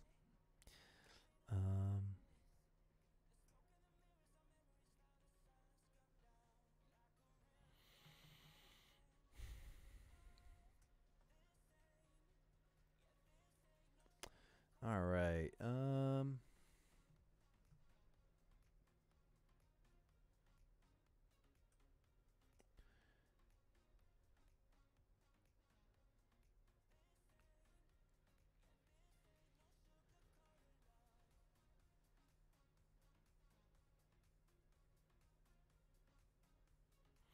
Metal for Breakfast numbers. He grew to 60,000 within 30 days on TikTok. Yeah, there certainly seems to be some opportunity there. I just don't know that 60,000 followers on TikTok is the equivalent to 60,000 subscribers on YouTube. I would venture that it's not a one-to-one relationship, because there's no follow-up. There's no it's kind of a, I mean, yeah, you might grow fans. And you may be able to push them off of TikTok, but it's such short-form content. I'd have to give it a little more thought to see what you can actually achieve there.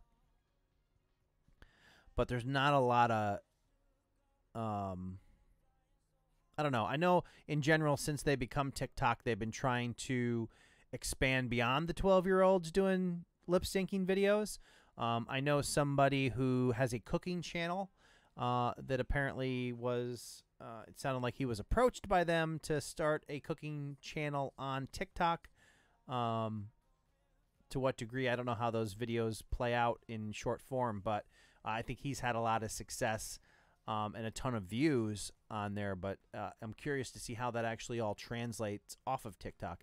I mean, an audience anywhere is obviously a positive thing, and I think it's just a matter of exploring how to, leverage that audience and use it in other ways, or bring it to other platforms, or yeah, I just don't quite understand the dynamic yet. Southern Bubba, good evening, Dan. Been a while. Absolutely great to have you here on the live stream. Chicken Fried Barbecue, how about buying Facebook or Instagram ads to push people to your YouTube channel? So I wouldn't do it directly. You could try, like if you have a brand page on Facebook, maybe you can buy ads to a post on that page to kind of bring attention to your brand in that way. That may lead indirectly to Facebook, but I wouldn't try to advertise like directly to your your Facebook or your YouTube page. I've played around with ads on Facebook to my brand page on Facebook just to see what it's like, to see how many people engage with the post. I don't know if there's a ton of value there. I mean, I'm certainly no Facebook ad expert, and I haven't put any money on it of significance, but I have played around with it just to see what it looks like. And I don't the engagement or the level or the quality of it is not where I would like it to be, and it is. I don't like the way. I'm not a huge fan of the way Facebook gives you categories or how to target people, because it's a little bit like the way you want to target people aren't really options, and I'm sure somebody who is an ad expert in Facebook could probably do it much better than I could. Maybe something I'll explore in the future.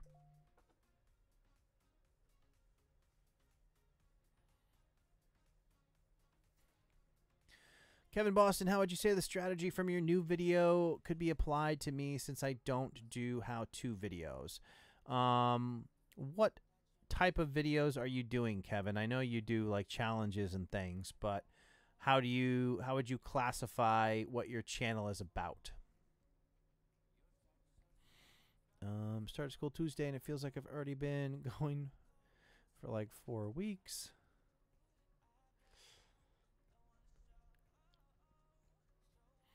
I remember the days.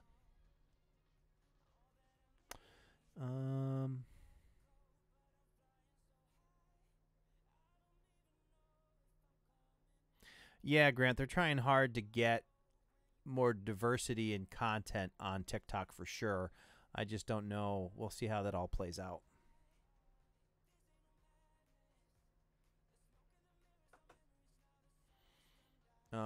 Patty's are a way to search if I have any recent videos shared on Reddit.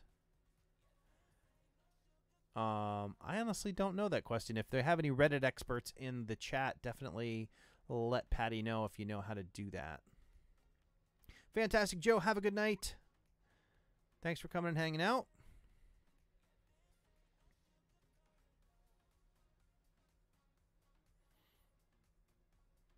I know that TubeBuddy does have a sharing tool in the plugin. I just don't know if it covers Reddit. Let me see if I can look real quick and see. If we go in there, I don't know if Reddit was one of the social media platforms that it offers, but we can check that pretty quickly. We go in to Creator Studio and fix my mic here. Into video list, select a video.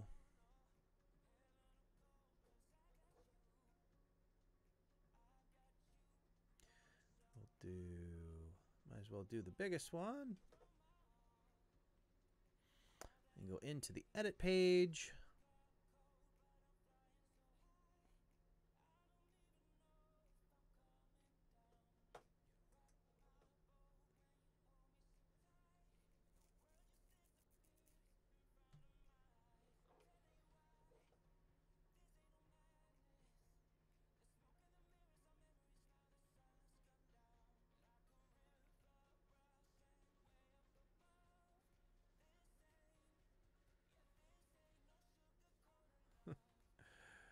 Oh, all right. So let's see. They have a thing called Social Monitor.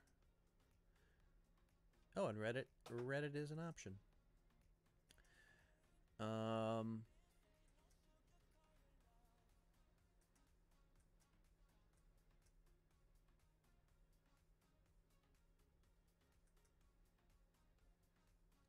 So yeah, so if you have TubeBuddy installed and you go to your video edit page, there's a little TubeBuddy button that pops up here. I'll show you how this thing works here.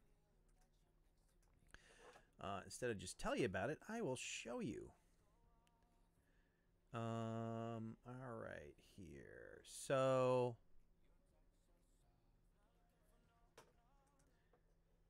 when you're on the edit page, and you have TubeBuddy installed, you have this little button here.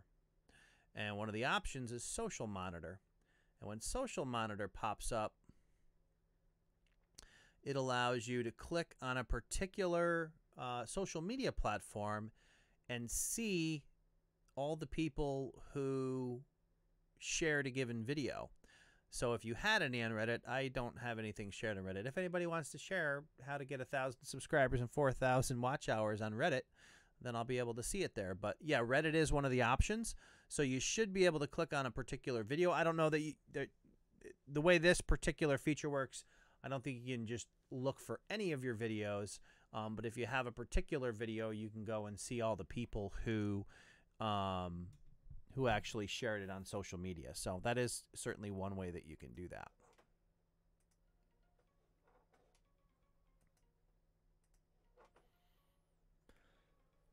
All right.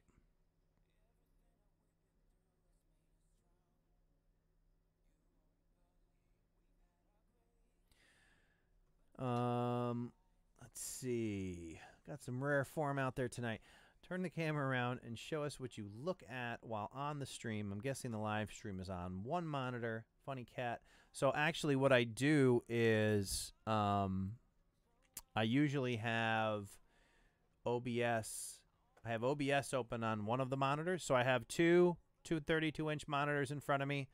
My light, my box light up here, my soft light. And then I have some, tonight I was experimenting with some LEDs. And of course I have my mic and my PC off to this side. But typically the way I'll do it is I'll have one monitor is Chrome, so I can have all the tabs pulled up for YouTube and people's channels. And then I have OBS up on the other screen.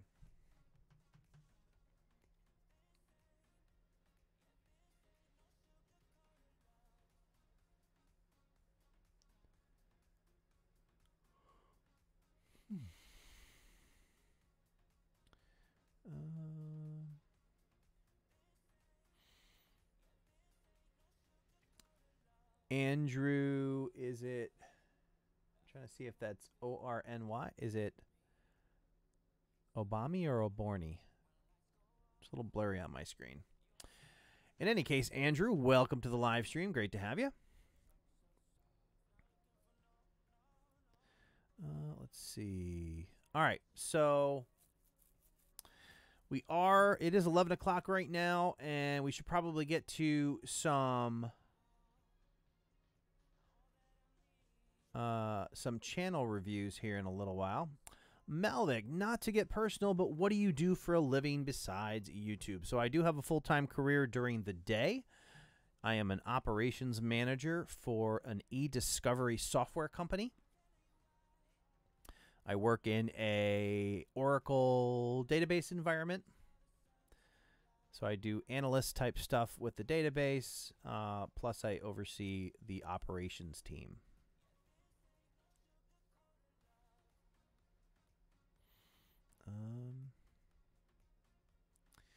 All right.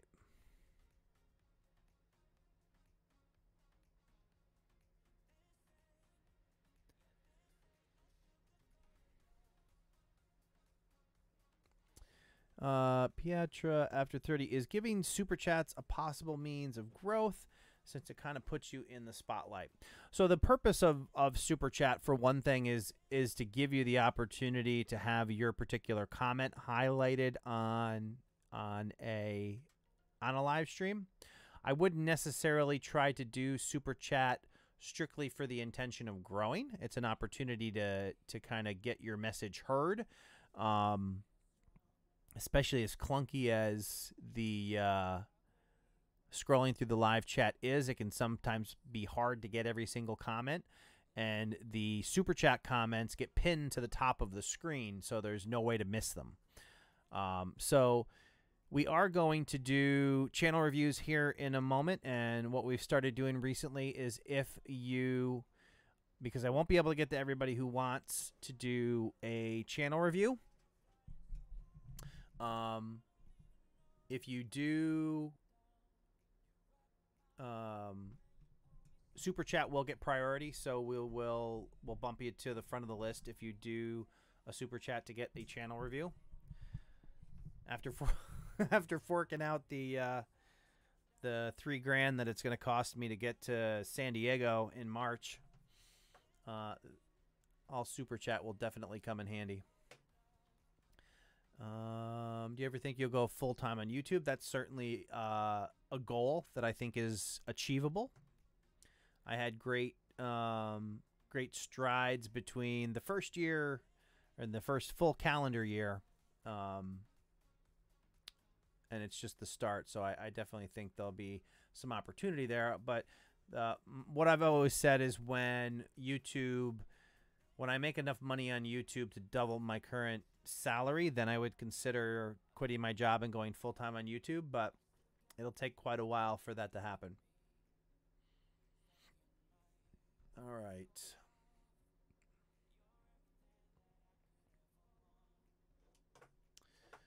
All right, and rid of that and that and that right there. Give me just a moment and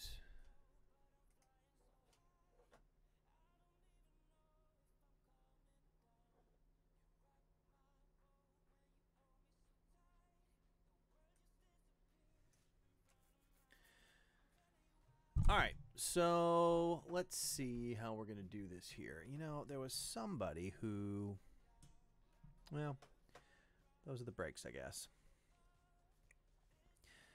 Patty Broussard, I'd love to have my channel art reviewed. Just changed it 2 days ago. I'm still updating thumbs, so look more like album covers, but I'm excited for the new banner. Awesome. We are going to throw you up on the list here. And do that. All right. And oops, stop playing there. And let's see. We're going to do two things here. All right. Hang on.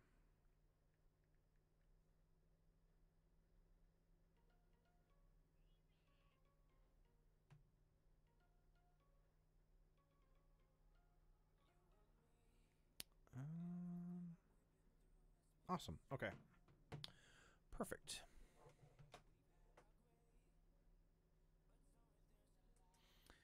All right. Go in there.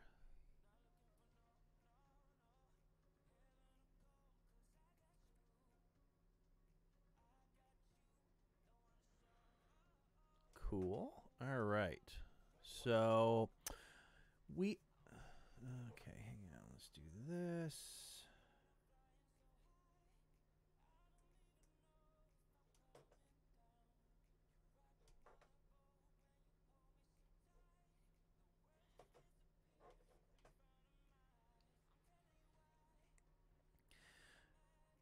All right, so we got Patty. Thank you so much for the super chat. Appreciate it. Motivation therapy as well. Channel review. This chat worth 1 million subs. I'll take 1 million subs. That I could probably work with that. All right, hang on a sec. And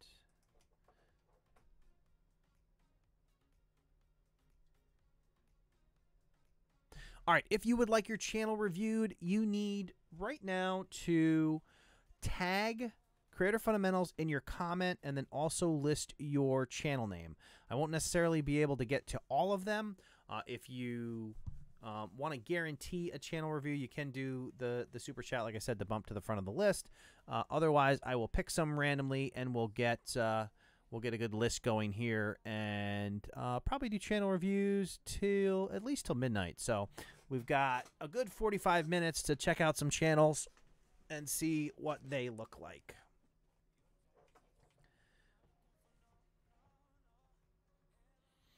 And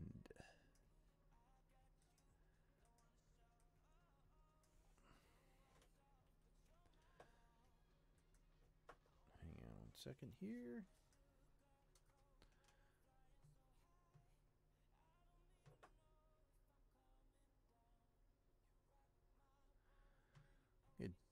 Doug pulling out combobulate.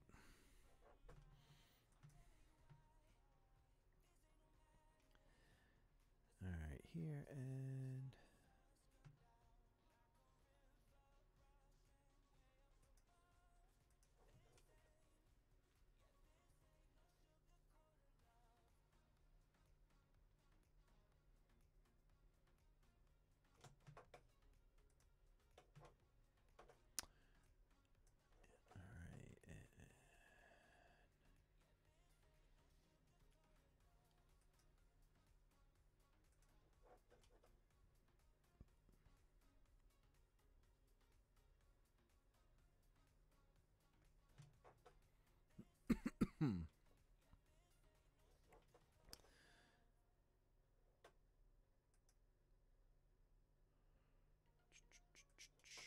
just grabbing some channels here. We'll come up with a list, my mysterious list, and then we will run through here. All right.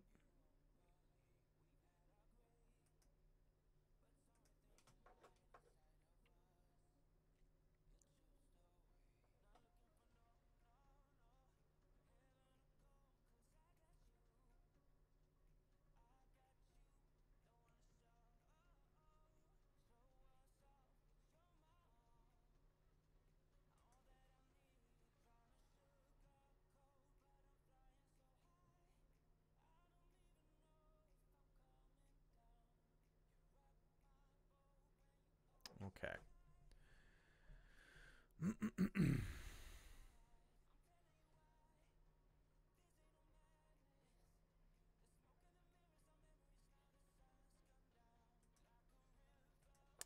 Give me just one more moment. I'm almost done, and then we'll get started looking at some stuff here.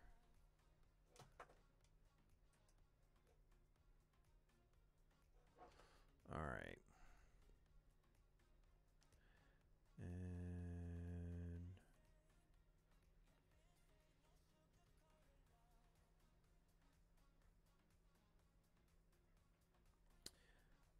think we're pretty close here.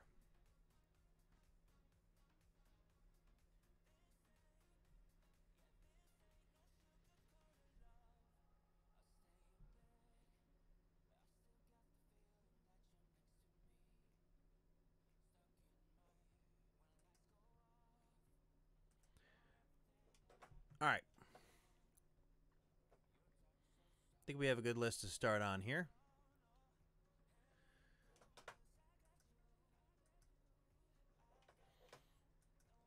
Get that out of the way. Make sure everything looks good here. And let's take a look.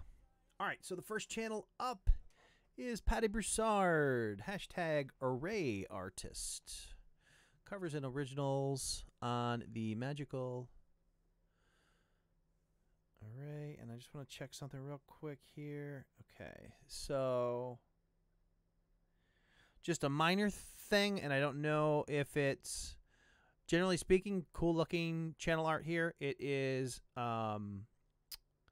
formatted well for mobile. And I don't know if iOS is slightly different than Android, but on iOS, just to be an annoying perfectionist, if your social media links, my personal preference is not to have social media links in your channel art, but if you do keep them there, if you could grab onto them and bump them up a little bit, because when I'm looking at it on my phone, the bottom of the Instagram and the lettering for that is chopped off. It's super close, but if you wanted to, everything else looks so nice to kind of move that up a little bit and get that out of there. So, let's see. Okay, so very good on the branding here. You have your image here, which is consistent with what you have in your icon, which is great. Let's see what you got your individual playlist listed out with descriptions. How is that pronounced? Is that Mabira? Or is any of that silent? I'm not really sure how that is pronounced. All right, let's see.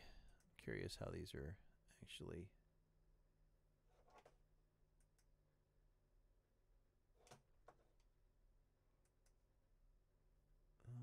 If we do that. Actually, let's see if we can actually make that.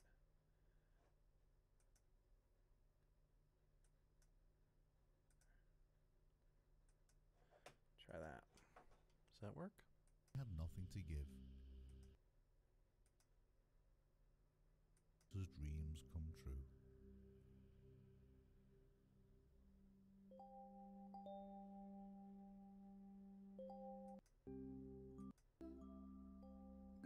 A newborn king lay before the when we come. Okay.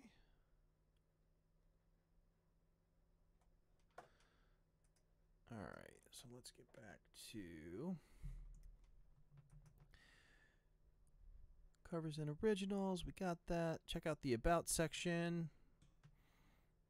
I know you just said channel art. Generally speaking, I would say the only critique on your channel art is the just tweaking that up. And actually, if it was my complete preference, I would get rid of them all together and I would change your link over here to actually be a subscribe link. But I just wanted to look at your description and see that it ties into what you got going on up here. Oh, look at that. See? Mbira. Perfect. Like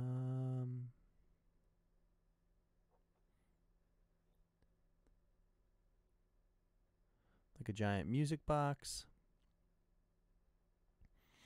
Yeah, so I mean, I think from a branding perspective, it's spot on.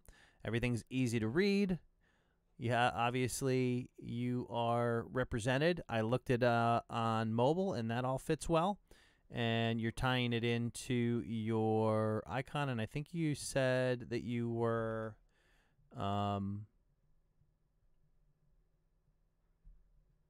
either working on your thumb or plans for your thumbs, but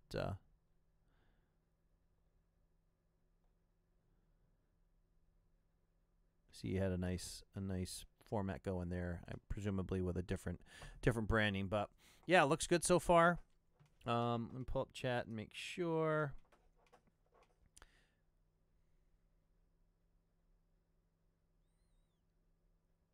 Mbira. Yep, there you go.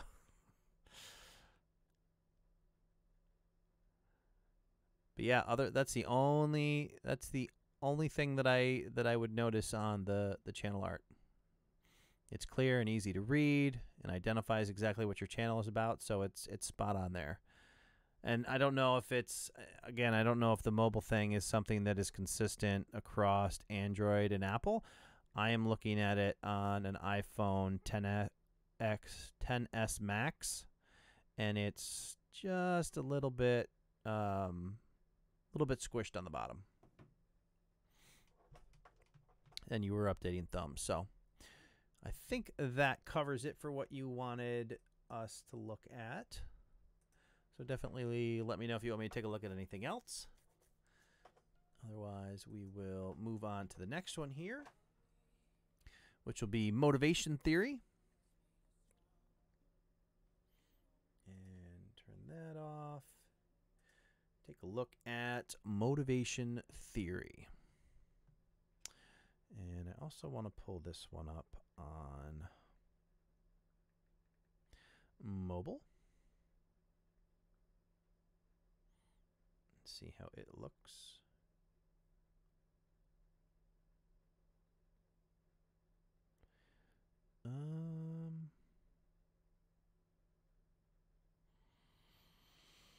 Which, when I try to search for it, it's trying to find your X.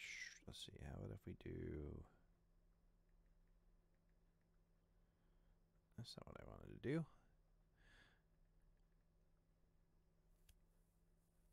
There you are. I found you.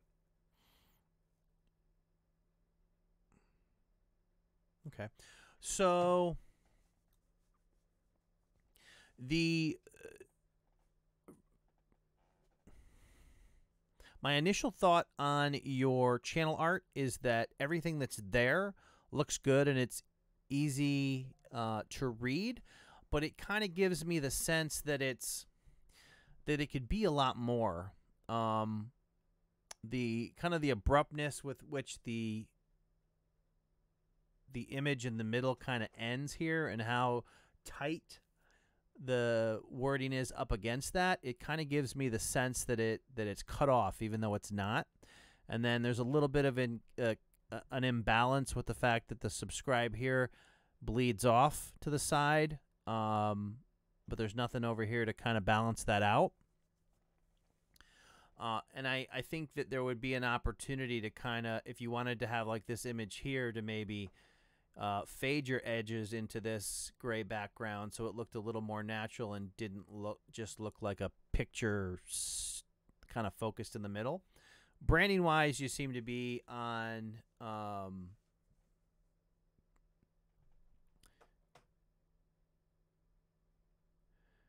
motivate, inspire our YouTube community.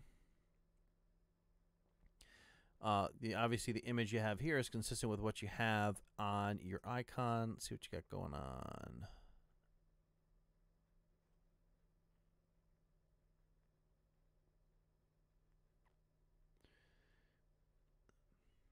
So my thought my thought on your description in general is that you should kind of lead with what you're offering as content on your channel, and then follow that up with the backstory. I kind of look at it as a lead with your headline. You want that very concise line or couple lines that identify exactly what you're going to be talking about on your channel, and then follow that up with your "Hi, my name is John, you know, the host of Motivation Theory, etc., and go into that. That's my personal take on that. All very relevant information that a lot of people will want to take a look at.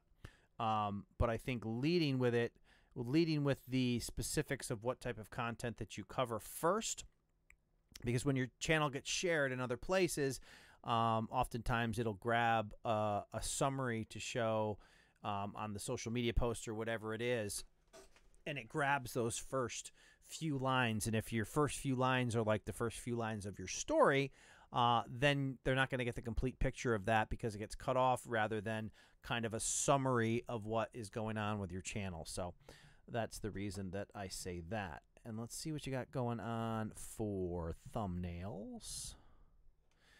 So you are obviously in your thumbnails, I see here. And let's go to videos to see your most recent stuff, see how we're going brand-wise. And you obviously are in your thumbnails, which is perfect in that case. Generally speaking, not too overkill on text.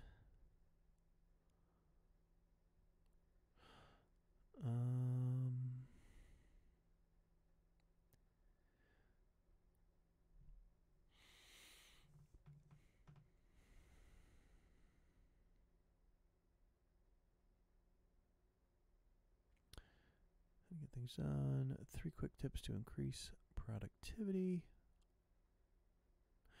Yeah, I mean, generally speaking, I would say that your thumbnails are, they all have you in them, so that is good. There may be an opportunity there to have a little more consistency with how you use text. In the sense, a lot of it looks like it may be the same text, but like in this case, you kind of have the box and the multicolor. Here it's all white, no text. And then here the black bar. I think a little bit of consistency with the way in which you share text on a thumbnail could also help in your overall branding to kind of easily identify your brand and what people are aware of. I like to look at that part of, thumbnails and the overall branding of the YouTube channel to, even if you took yourself off of the thumbnail, people would still be able to identify the thumbnails as yours because of the consistency with which you share them.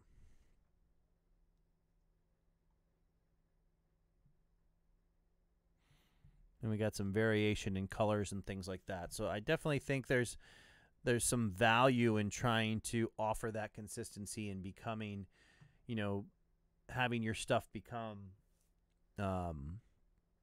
familiar to people. I think that familiarity is what helps you to develop an audience and gets people to notice, those videos, those views that you get from videos for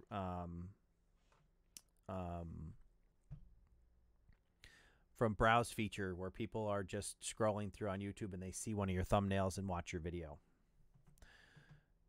And we get that by having that consistency that people are that people recognize. That's your community tab. Hopefully you're making use of that. Good. And again, I want to jump in here, make sure you had how your layout was going. Stop that.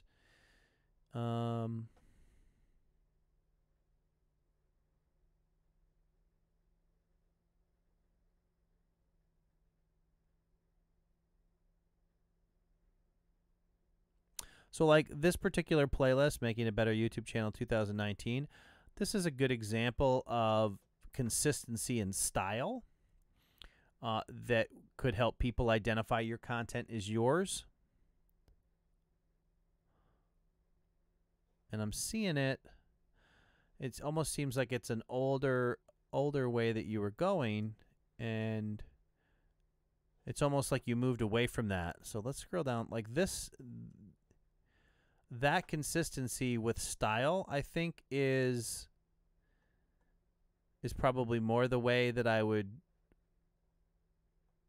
lead, rather than moving away and doing all these different looks, all these different takes and font styles and things. I think there's value in consistency in the elements that you use in your thumbnails so people become familiar with your stuff. All right, here.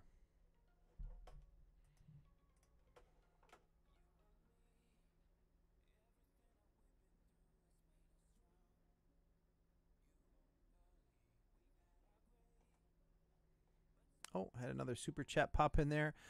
Patty, again, thank you so much for the super chat. I appreciate it. Seems Stefan's channel would like Malvic reviewed. This is for them to get a channel review. All right, so I guess we're doing Malvic next. We will move Malvic up there. And took care of that. All right, so the next channel up is going to be Malvic. Let's take a look, shall we? I am Malvic. Very dramatic. Vlogs, podcast, gaming, reactions. All right. Let's see what you got going on here in your About section. Vlogs and a podcast with a little gaming on the side. Also wanting to start doing some reaction videos. So we'll see.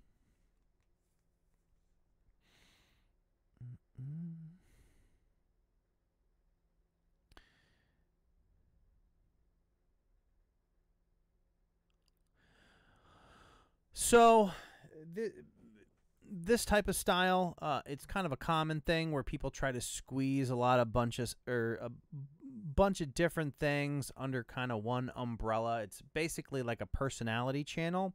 The thing about personality channels, they tend to take a lot more time to grow because you have to find an audience that is just interested in you as the individual and not so much the particular type of content that you make.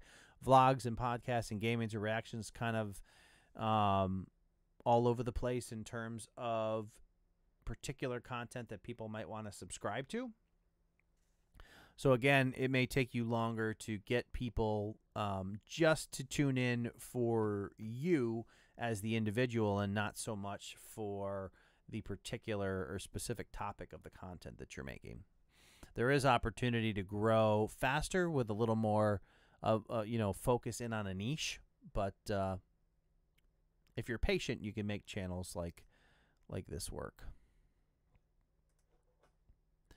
So let's look at your most recent content and see if it's true to what you have in your header here.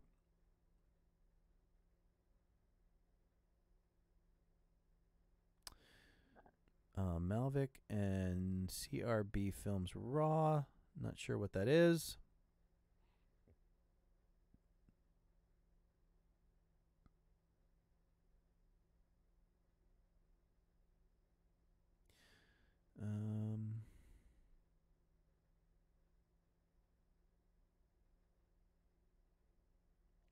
So, I mean, generally speaking, the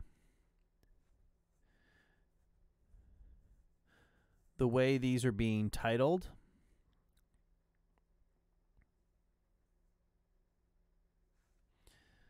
you're not going to get a lot of love from searchable content.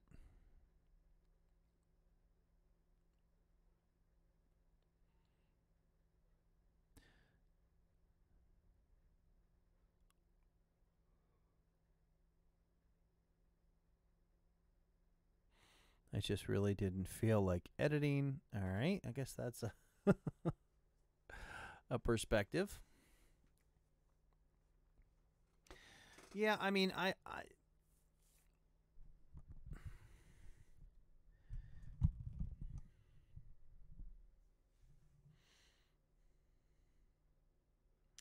think doing a channel in this style is, generally speaking, it's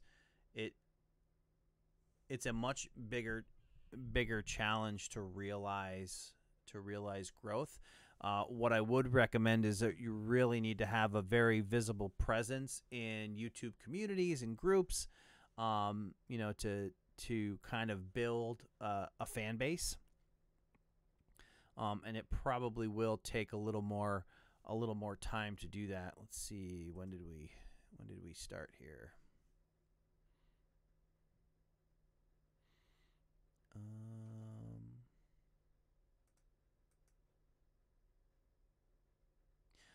Yeah, so I mean, it depends. I mean, if you just enjoy making random videos, then by all means continue to do that. If you want to try to grow, like develop a brand and grow, I would think do a little more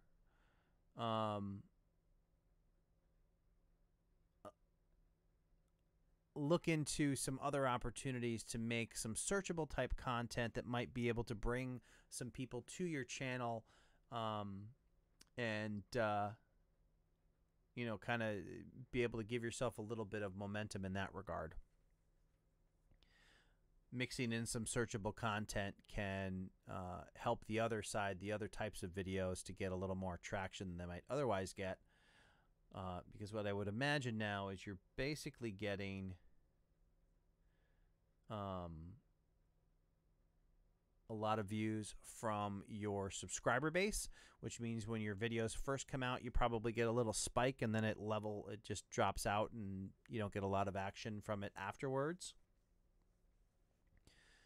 One of the ways that you can kind of combat that or help the channel grow with a more general content is to get some videos mixed in that people might find through search.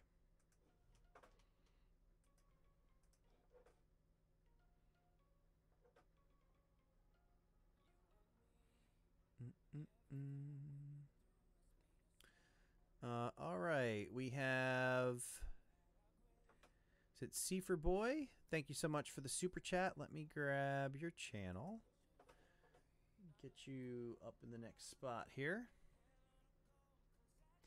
And then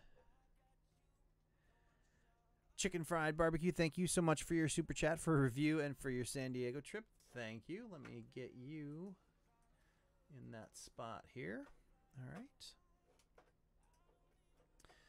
All right, so the next channel up is going to be Cipher Boy.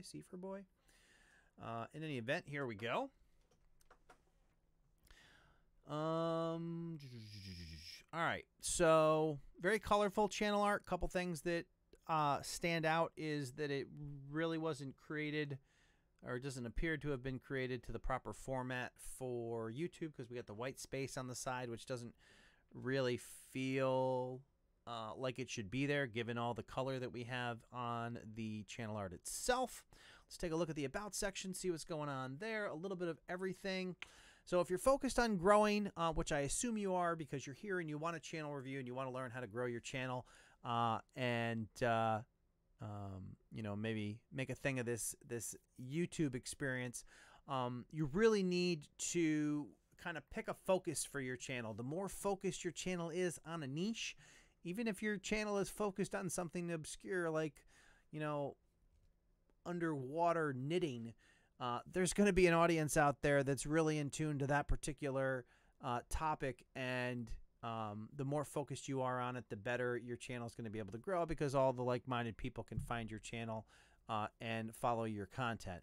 When you have a channel and it's just about a little bit of everything, it's going to be very difficult to grow.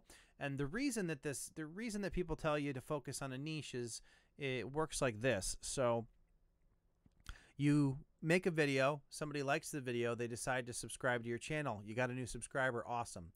That video was about cats. Then your next video you put out is about how to make a cheeseburger, and then the next video you put out is the walk you took in the park. Well, the person who signed up for cats signed up with the idea that they're going to get more cat videos, and instead they're getting stuff that has nothing to do with that. So they may just stop watching your videos altogether because they know they're not going to get the content they signed up for, or they may unsubscribe. Either way, it doesn't help your channel. You either have a dead sub or somebody who leaves. So the more focused you are on a particular topic, the better opportunity you have to grow, because you get that subscriber and they come and they watch a video, and then your next video is related. They watch that video, and the next one they watch that video, and your subscribers are all watching your videos right when they get released, which sends signals to YouTube that tells everybody, hey, these videos are pretty popular with this particular group of people. Let me find other people like them who aren't subscribed to your channel and share the video with them. And that's why channels grow, and how channels grow, by YouTube recommending your content to similar like-minded people, people who have viewing habits that match those of your subscribers. So the more your content encourages your current subscribers to watch and can be identified as a singular topic, it makes it much easier for YouTube to share it with people who have a habit of searching for that type of content. So that's what I would share with you on that. Take a look at the actual videos that you're making and see what we have going on here.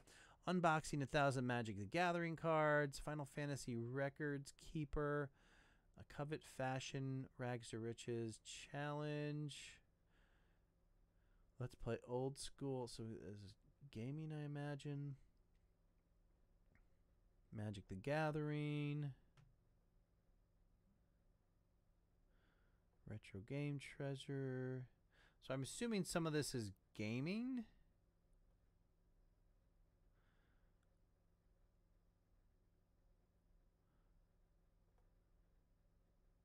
So yeah, you kind of have a bunch of different things going on here. Any one of these, you know, whether you're doing the, I see the unboxing or the unbagging, if it was, you know, a channel focused just on that could be popular. A video channel focused just on gaming, or a particular game or a particular genre of game, can be powerful. A channel dedicated to Magic the Gathering, you know, has an opportunity to grow. Putting all the different things on one channel makes it a little bit harder for you to actually get the growth that you want to see. The other thing I will notice when working on your channel art and your icon is there seems to be a disconnect there. I assume that your icon says the same thing, but it almost looks like blocky letters. Like the outline's very difficult to read, and you can't really see what's going on there. So also, as you continue to make content, you want to get your content listed in those horizontal playlists, as many as you can fit here, to show people exactly what your content's about and why they might want to subscribe to your channel. All right, here and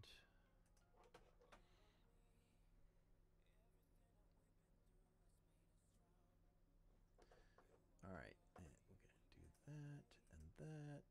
And next channel up is Chicken Fried BBQ, making me hungry. All right, let's see what we have going on here. So this looks pretty optimized for mobile, but we will double check just to make sure.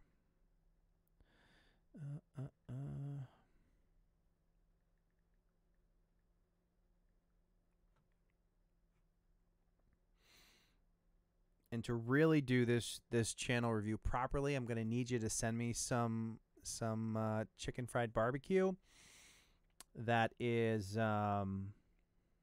Creator Fundamentals, box 3772, Albany, New York 12203.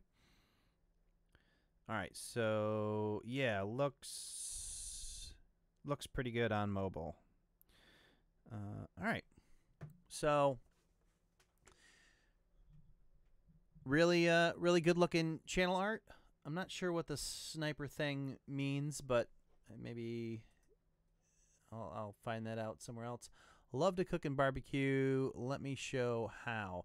I would definitely spend a little more time getting into a little bit of detail and explain what it is you're going to do on the channel. I mean, obviously, we get the sense that it's you know, a cooking channel, but I would definitely flesh out the description a little bit more than what you have here.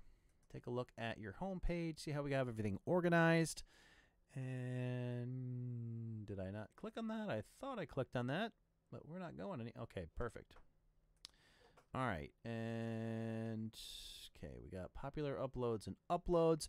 So here's my personal preference. First thing I would do is I would, you might have a button here that says customize your page. You can click on that and get to the ability to add section.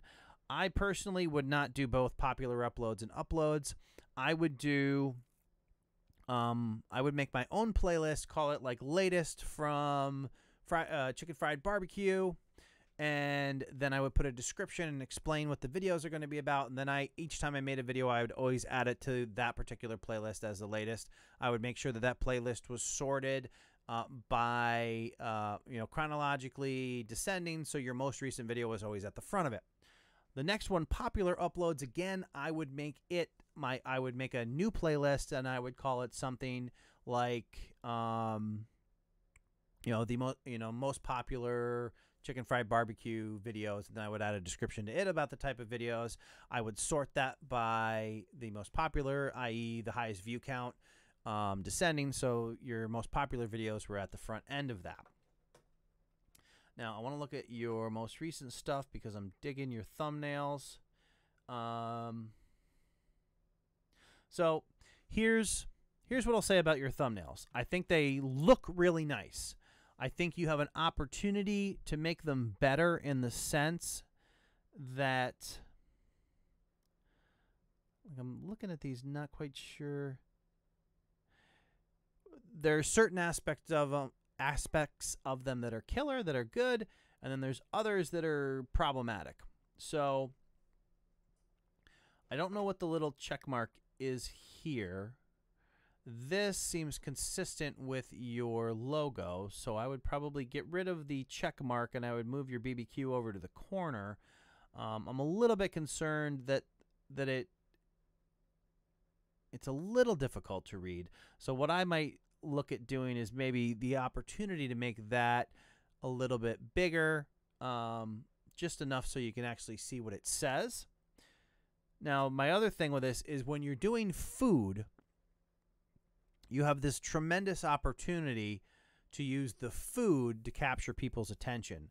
So while these aesthetically these thumbnails look really nice, I think you have the opportunity to use much more of your thumbnail on the image itself and take a really captivating image of the finished product of whatever it is that you're cooking. I think that the image alone in many, many cases is all you need to attract attention on food videos.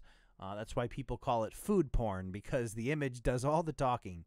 And I think rather than limiting yourself by taking half of your thumbnail to put text on, you could wipe out the text and just put a really nice, detailed, close-up picture of your finished product, and people are going to want to click on it.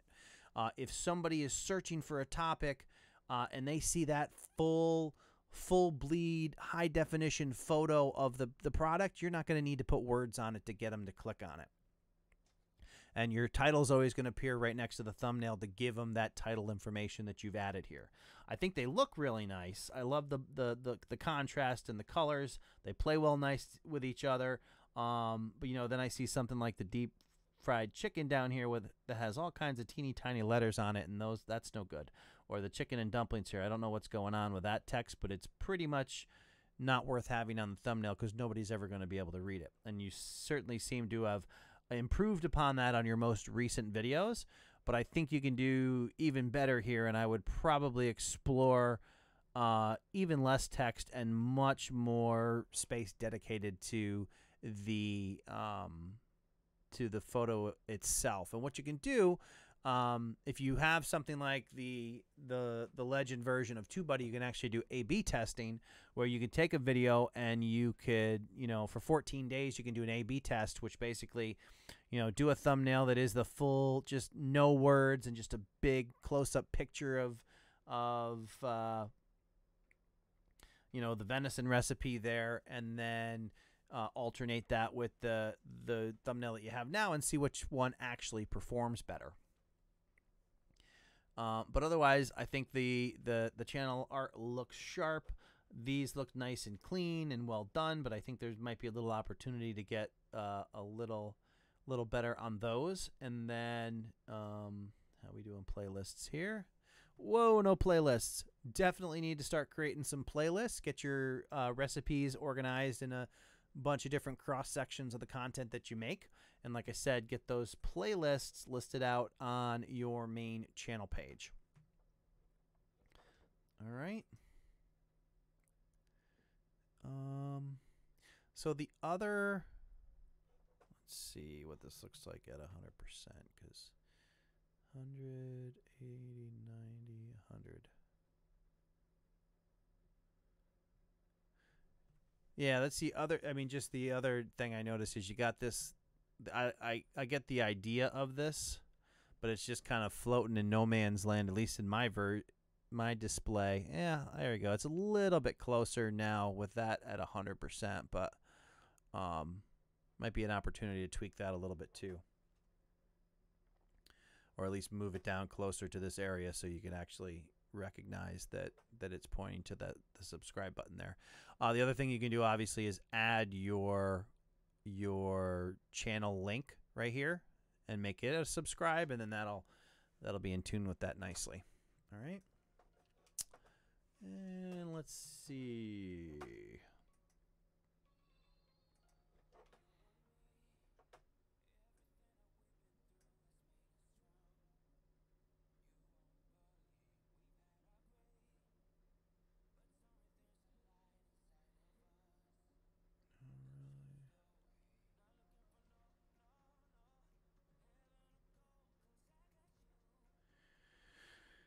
Fried chicken barbecue, I only have 12 or 13 videos.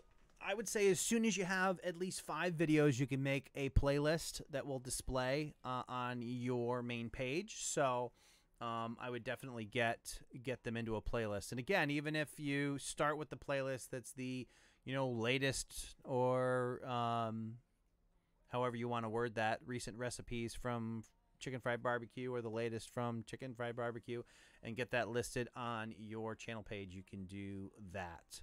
And then if you do, when you do kind of find that final thumbnail format, and you're still at a relatively low number of videos, you may have the option of kind of backtracking and doing some of that branding across previous videos as well.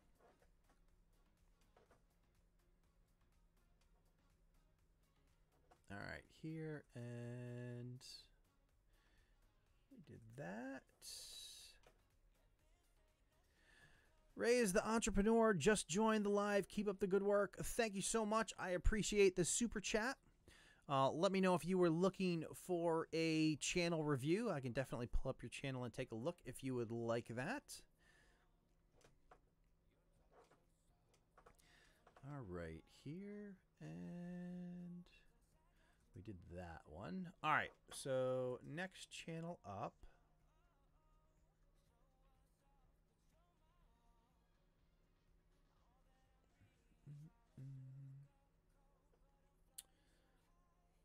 All right, next channel we're going to look at is Grant Shed. New vlogs every week at Grant Shed. All right, so first thing that jumps out about that, I'd probably lose the at Grant Shed. I'm assuming that's just that you're able to do that across social media, but again, when you're trying to grow your YouTube channel, I think it's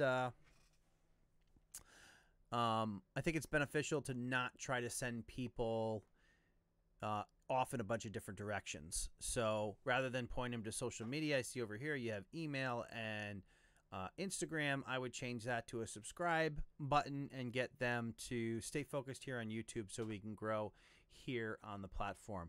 Again, this falls into the same category of those personality channels, the vlogging type channels with a variety of random videos, in the sense that it's more of a, you know, just this person doing different things rather than a channel about a specific topic, which, like I said, they can grow, but they tend to take a little bit longer to grow than other channels.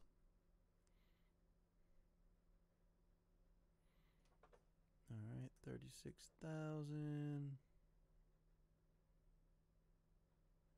Okay, cool. All right, so let's see what your recent videos look like. Looks like your channel art should fit within mobile pretty well. So the other thing that jumps out is I see you have your icon here. I would say because of the sunglasses, it's a little bit more difficult, at least from my perspective, to tell that this is potentially the same person. And from a branding perspective, you're trying to get people familiar with you. So, you know, either be consistent in wearing the shades so people identify with you, or don't wear them in your icon so people can actually see that it is you. Did I not click on videos? Because, come on. All right, so in this case, from a branding perspective, if you're trying to get people to be familiar with your content, your thumbnails are kind of going in a bunch of different directions here. So in some of them, you have your face showing up in them. We got super boring day. Like these ones where you attempt to include yourself in the thumbnail are good. What I would probably do is try to get a little bit closer to your actual face so people can identify you as part of the branding on your channel.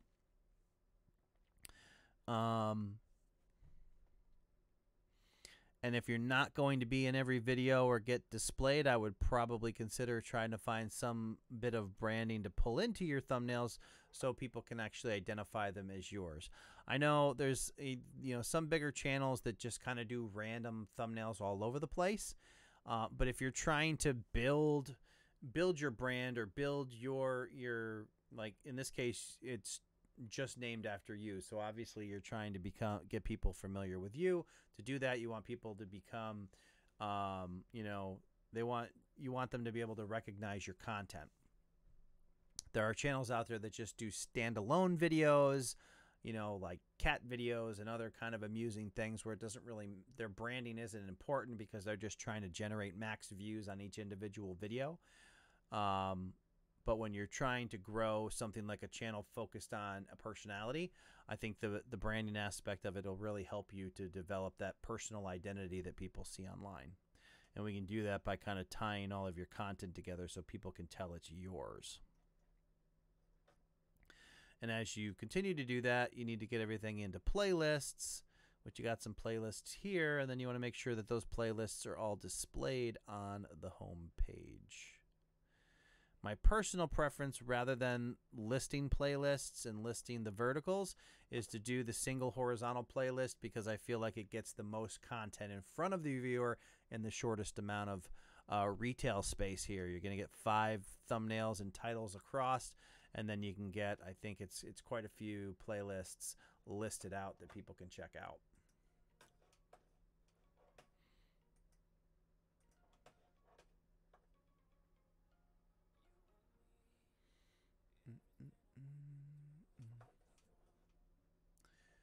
Alrighty, and then we will take a look at the next one here.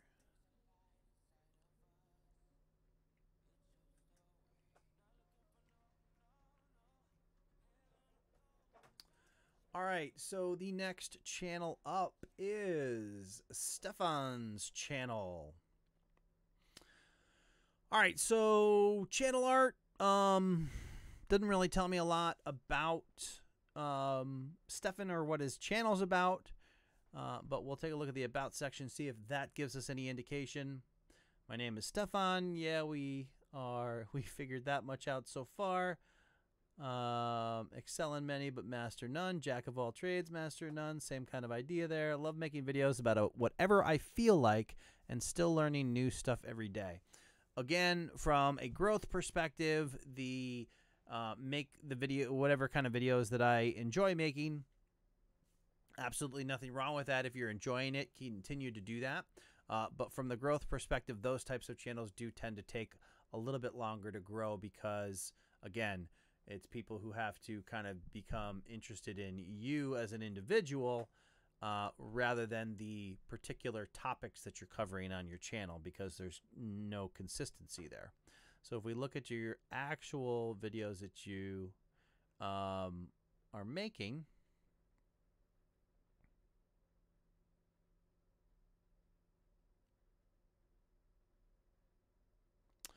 so I'm just trying to figure out what's going on here with the YouTube rewind thing. Oh, part 1 and part 2.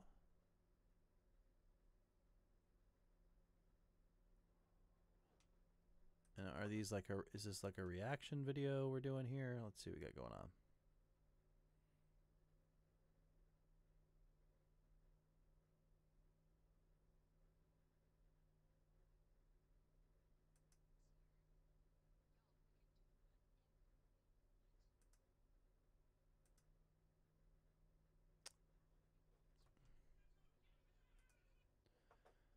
Oh, I love that when if you push this button, it automatically jumps you to the next video. So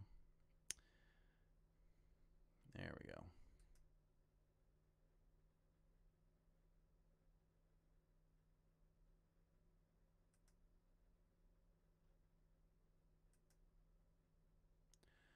So I'm assuming this is just a compilation of other people's, or is this literally just...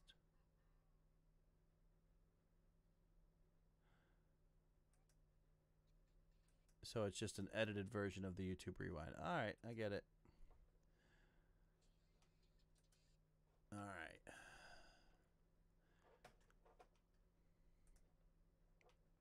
So here, and we want to look at, since you did it that way, let's see how you...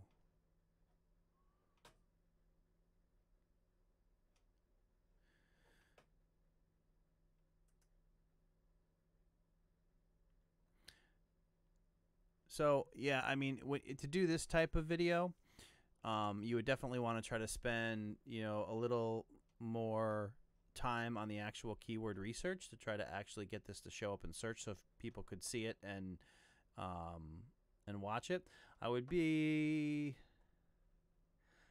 Obviously, I can't watch the whole video right now. I would hope that there is a significant amount of transformative nature of the video that you've made with all that content from YouTube's video in it. I see you have your copyright disclaimer here, but the thing about fair use is you can claim fair use, but if somebody tries to dispute you on it, your option is kind of to settle that dispute in court. So, or take the video down or do something in between. So making a statement of fair use doesn't necessarily get you free of using that content. But that said, your video's still up. So back to the actual channel itself. Again, with the content kind of going in a bunch of different directions, it's definitely going to take a little bit longer. And I'm having a hard time clicking on things tonight. Come on. There we go. But I would try to do something in your channel art that actually explains to people what your video or what your channel is about. The other thing that I will note about your actual thumbnails is there's way too much text in them. A couple things: keep your text out of the lower right hand corner because the timestamp is going to obscure it. You're not going to be able to read it.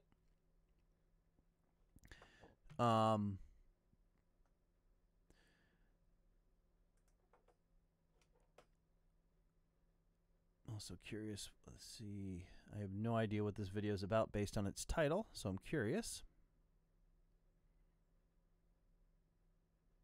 Really slow to load this evening.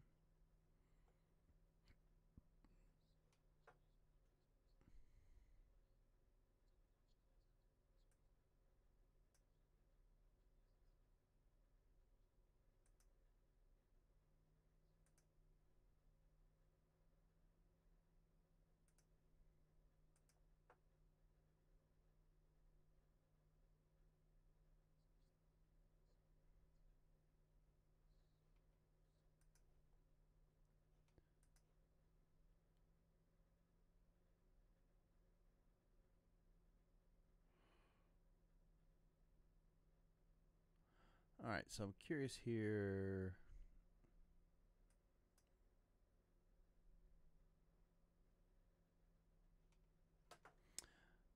So is that animation original?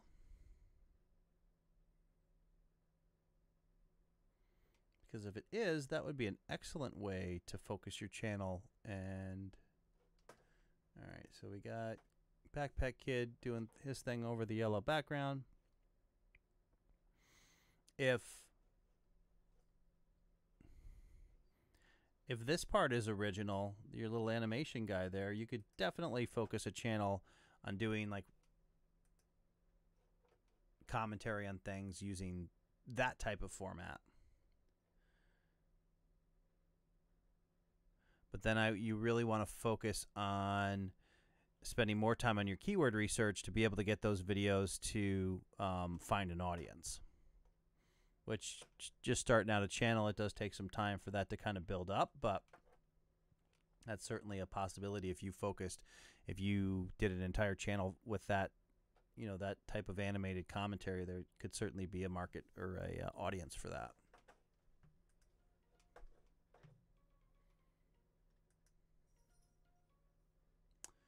And, oh, where'd it go? Where'd it go? All right.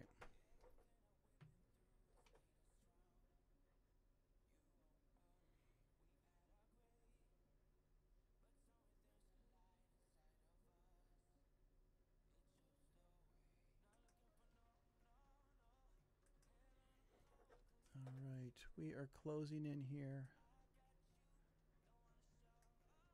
Sort of, on the list. All right. Let's keep plugging on. It's getting late. Get that one out of there. We'll try to speed up this process a bit here. Next channel up is Southern Bubba. Again, the channel art, there's an opportunity there to give people some information about what you're covering. I would try to get some information in there to tell people what your channel is about. Taking a look at your About section. Don't have one. Definitely need to fill that out. Home page. What do we have going on here? Your consistency with the text and stuff that you're using. See if that's your most recent.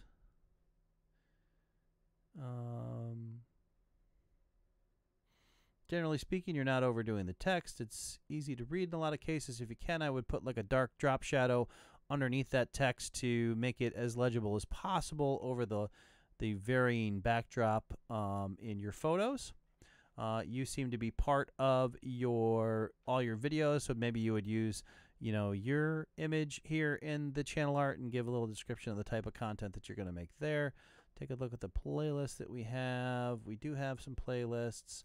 I would try to get those listed on your channel page instead of the upload and created playlists like this. I would get them as single individual playlists, get descriptions in your playlist that explain what each playlist is all about, and allow people to see as much of your content as possible on the channel page and give them the opportunity to want to subscribe to your channel.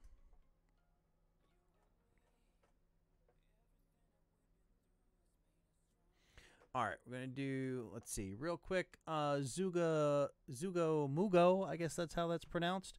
So we had the conversation in chat that you're doing really short videos, and I'm really curious what information you're sharing here in these really short videos. So, welcome back to another earthquake video for a recent feelable earthquake, so let's get right down to it. 3.6 magnitude earthquake at 68 kilometers southwest of Kaktovik, Alaska. Happened at 7:31 p.m. Eastern Standard Time and a depth of 2.6 kilometers. If you felt this, let me know comment section below and from where. And this is the third earthquake in the Kaktovik, Alaska area today. So with that, that's it. See you in the next video. Bye. So yeah, I mean, I would think you're basically reporting on these earthquakes as they happen. There's an opportunity to expand your format and get your videos a little bit longer than what you're doing. I don't like to do videos where a lot of fluff is added, but I certainly think that there is ways that you can add some more value to these videos, just so you're not making a 30-second video. So, couple things. I don't know what Zugo Mugo means or how it's related to earthquakes. Just the basic earthquake YouTuber. I'm not sure that there is a definition for a basic earthquake YouTuber, so I'd probably expand on that. The other thing that I noticed that kind of jumped out when I came to your channel is this latest video, coupon hauls. For a earthquake channel, this seems like a disconnect. The other thing that's obvious here is that you are leaving the verbiage from DU recorder, whatever that is, in your description. I would get that out of there. I would actually write descriptions for your videos and explain what's going on in each video and not share the stuff that's automated by the app itself. And that's probably a product of uploading the video directly from the app to YouTube. I always try to refrain from doing that. If the opportunity in any given application to save it locally to the phone, and then I would use the YouTube app to actually upload the video itself to YouTube. All right. All right, so here's another channel. Let's get in here quick. This is Crazed Performance Repair. So, a couple things. Channel art is not optimized for mobile. You got this big like us on Facebook logo up there. I would get that out of there. Not a fan of promoting other social media in YouTube channel art. Also, the channel art that is there doesn't look like it quite designed to fit in the appropriate space. As you can see, the top of the letters and the bottom letters are kind of cut off. Might experiment more with a little bit, maybe some different color schemes here. The green on that kind of off-white background is not the most pleasing on the eye. So looking at the actual content, I mean, just see here, it looks by the couple that I'm seeing here that you're actually in your videos. Looks like it seems to be repair type videos. Crazed Performance Repair, CPR for... Oh, now all of a sudden it looks better. Not sure what...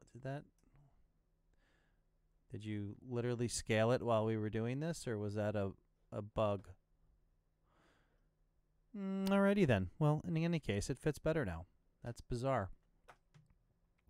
Not a real big fan of the green font. Green is a little bit harsh and getting crazy with the 3D font here. I would try to find consistent format with the lettering, the type. I would tend to stay clear of the serifed fonts. Serifs are these little feet on your font. You want the sans serif font that don't have those because they're a little more blocky. They're a little easier to read. Try to find some higher contrast colors than this green. And also I would try not to step all over your photos with the font. I would only use font where it's absolutely necessary, you think adds to it. Otherwise, I would leave it off and allow your title to explain what's going on in the picture.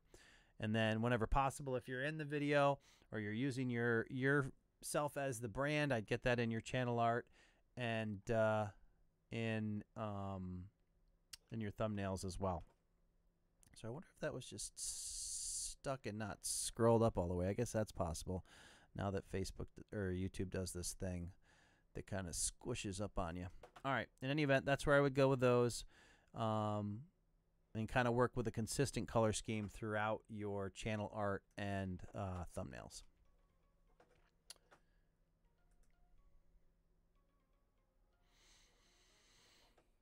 All right.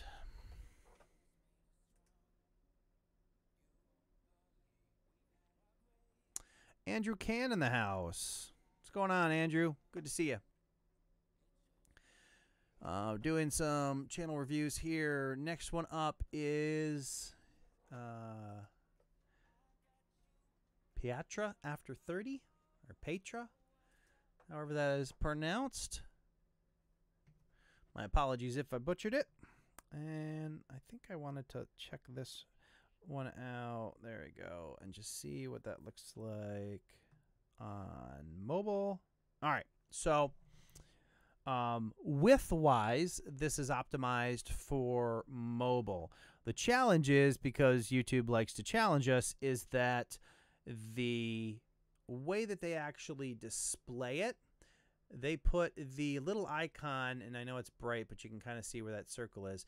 They put it overlaps the actual channel art. So for that reason, it covers up the text where it says the biggest adventure you can take. The you can is covered up by the icon. So you want to try to play with your design such that it still reads well on mobile. But otherwise you're consistent in your logo here. You have it on your icon. Generally speaking, you're using all the same colors. Although not 100% sure I would invert them like that. Like you have the pink on white here, but the white on pink there. I might be a little more consistent with that.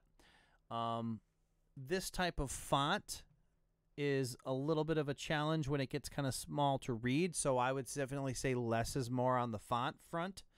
And then whenever possible, you know, just let the image, like this is a cool image here. This one, really hard to read.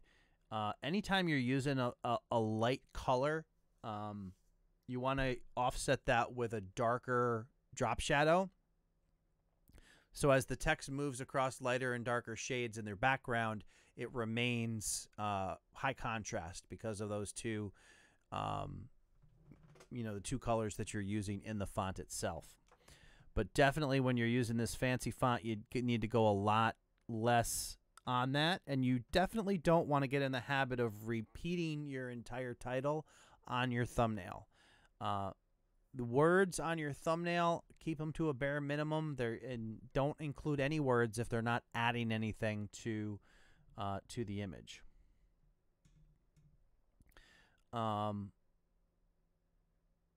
Like the plan with me, yeah, see, you could probably do maybe plan with me somewhere, but again, you don't want it to overshadow the image, and you only want to include it if you think it helps capture people's attention. All right, and then you want to make sure that you're getting videos into playlists, and you want those playlists. Let's see, there's 4 in there. Are we still working on our first 4 videos? 1, 2, 3, 4, 5, 6, 7. Yeah, so you definitely want to get all your videos into playlists. And then as you do, you want to get those playlists listed on your channel page so people can see. I mean, you're consistent with the color schemes that you're using. You're staying true to those colors. But again, you want to try to work on maybe some less text. And one of the things you can do, like with these types of colors, maybe you throw like a translucent, block or bar under your text to keep that consistency and make them easy, to find a consistent design and get the text a little bit easier to read. Also, as we're growing a YouTube channel, try to keep people focused on YouTube. So instead of having all these other places for them to go, your website, Facebook, Twitter, Instagram, and Pinterest, turn that all into a YouTube subscribe button. Keep people here on YouTube platform so you can focus on growing your channel here. All right, and let's see.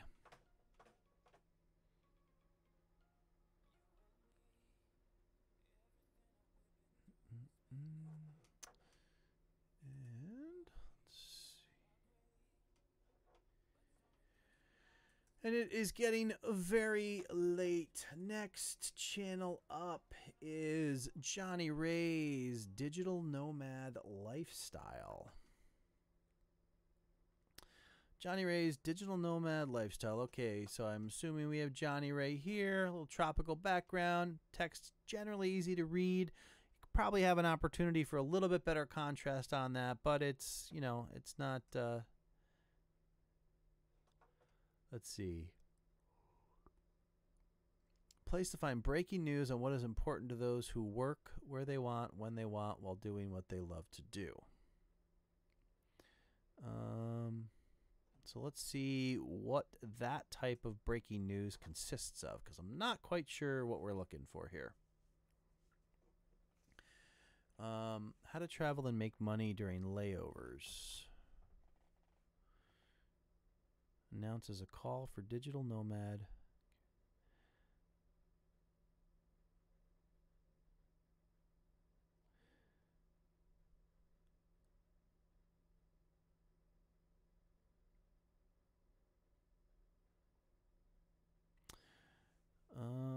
Explores how to coach, help clients with their New Year's resolutions.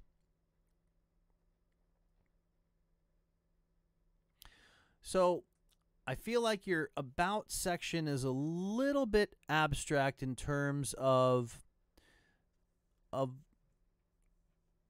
what you've worded here. I'm still having kind of a challenge really pinpointing, like by reading this, what content people should expect.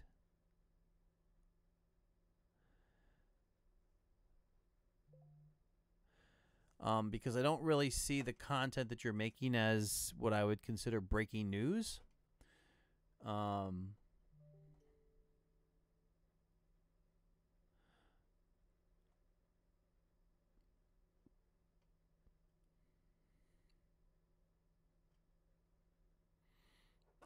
see if we're doing...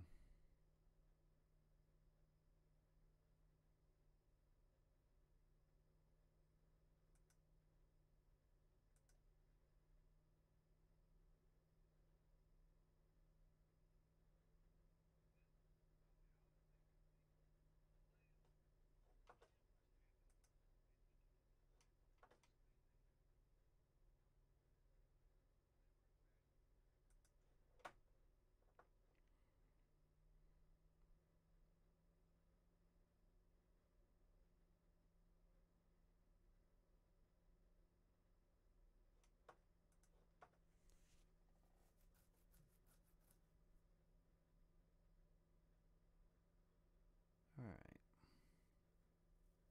So I feel like there's an opportunity here to kind of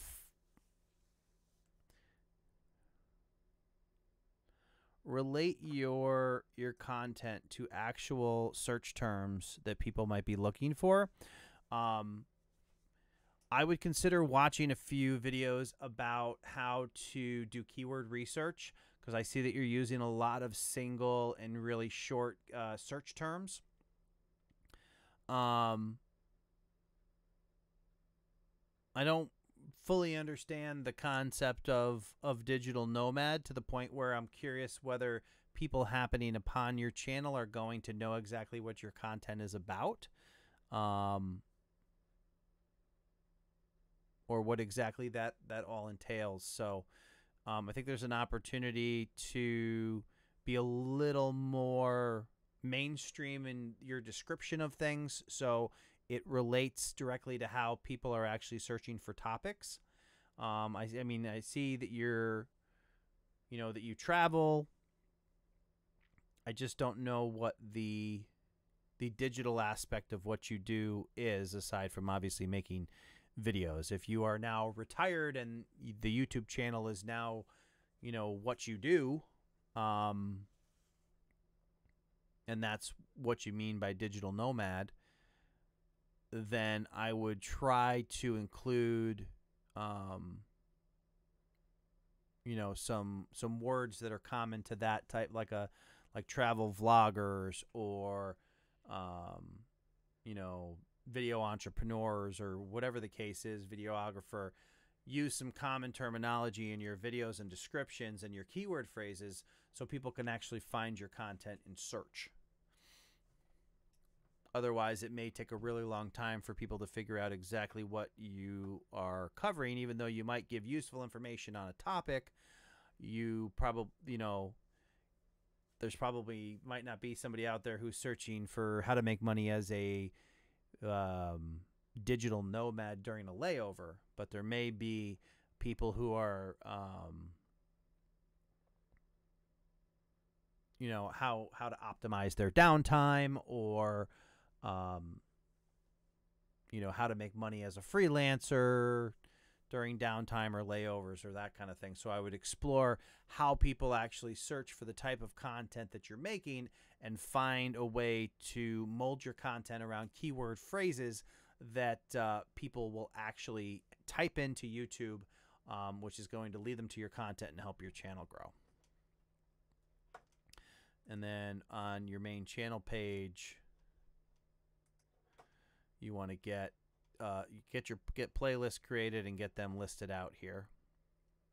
And I would continue to try to work on your font choices and your color schemes here on your channel art. And I would, like, for this particular thumbnail, don't feel like you have to put text on a thumbnail. I would make that thumbnail without any text at all and just let your title provide the text. I mean, it's an interesting picture that you have there. People might want to click on it to see exactly what you're doing and why you're doing it and where you are and that kind of thing. So don't feel like you have to put text on your thumbnails, especially if you're traveling and you can include photos of interesting places. That can be enough to get people's attention and get them to actually click on your videos.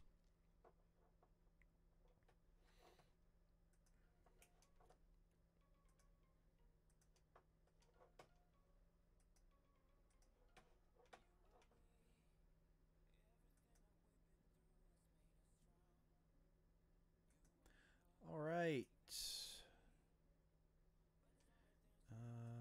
Hang on one second here.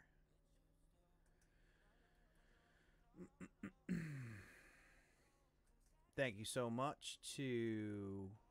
Oh, come on. My chat just froze. Reyes the Entrepreneur, and also to a Fin Dominator. Get your channels pulled up here. Channel, get up there. Wow, it's being a little sluggish here.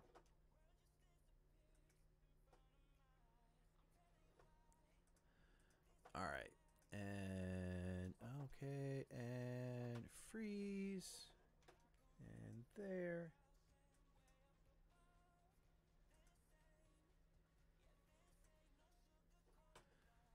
All right, Reyes the Entrepreneur.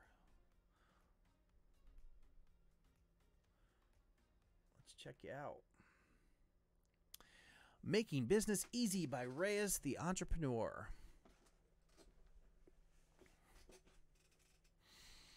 All right, let's see what we have going on here. Obviously, an established channel.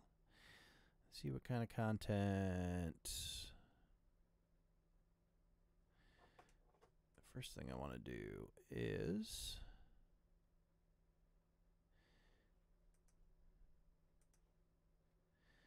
see where your sweet spot is here.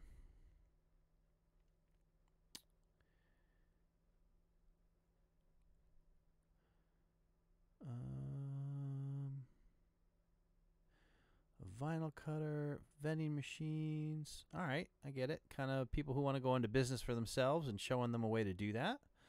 Makes sense. So like this is a good example of a thumbnail where you didn't have to put any text on it to create intrigue and interest and get people to want to watch the video. So they see this pass by, like, oh look, money, candy, and then the title obviously gives them everything that they need to know. So this particular channel seems to be focused on business ideas that you can implement yourself.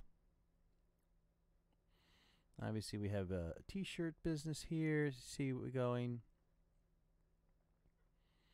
No description. Would definitely recommend a description when your channel gets shared. It's going to include anything you have in that description along with it. So I definitely go that route.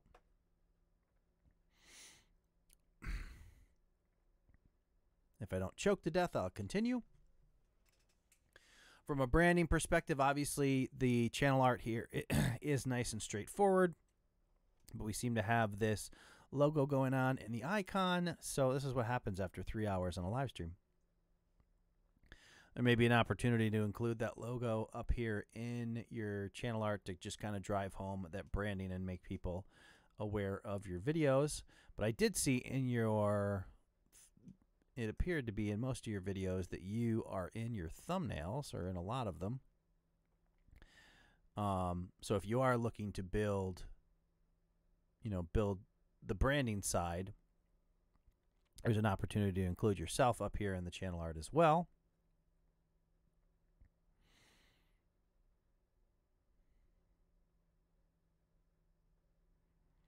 But let's see.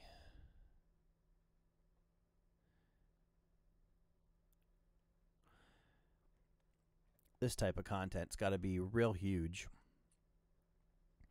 All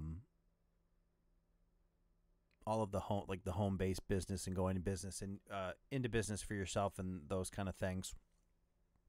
I know some YouTubers that do the whole eBay thing, and that's super powerful and amazingly active, a niche with a ton of traffic. So if you find the right topic to focus on, there's certainly a lot of opportunity there. And we look at this channel here with close to 3 million views and 83,000 subscribers, with still some opportunity to tweak things.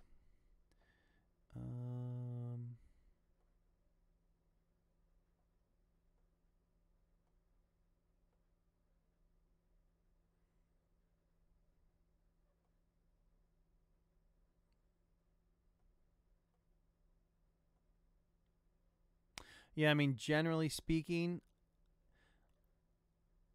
again, from the branding perspective, see, a video can stand on its own, but if you're trying to build the brand, then there's opportunities to either include your face up here or include your branding on each of your thumbnails, so people can recognize your content as yours. Yeah, this may be compelling. Where you're identifying people making money on eBay, but somebody's not necessarily going to see this and know that it's a video from your channel until they take the time to either read the fine print that lists your channel name if it's in a suggested video, or otherwise. So making people familiar with being able to pass a video and say, hey, I know that's from Reyes, the entrepreneur, can be helpful in building your brand.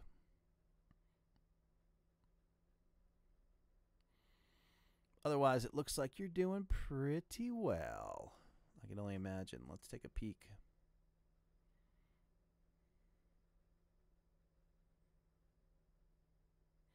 Boom. Nicely done.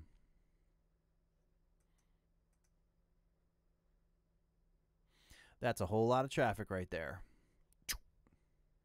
Always good to see it heading towards the clouds like that. Good for you. All right. And let's see here. Gotta find my chat in all these windows. Have a good night, Doug. All right. So we're going to wrap up here with Findominator.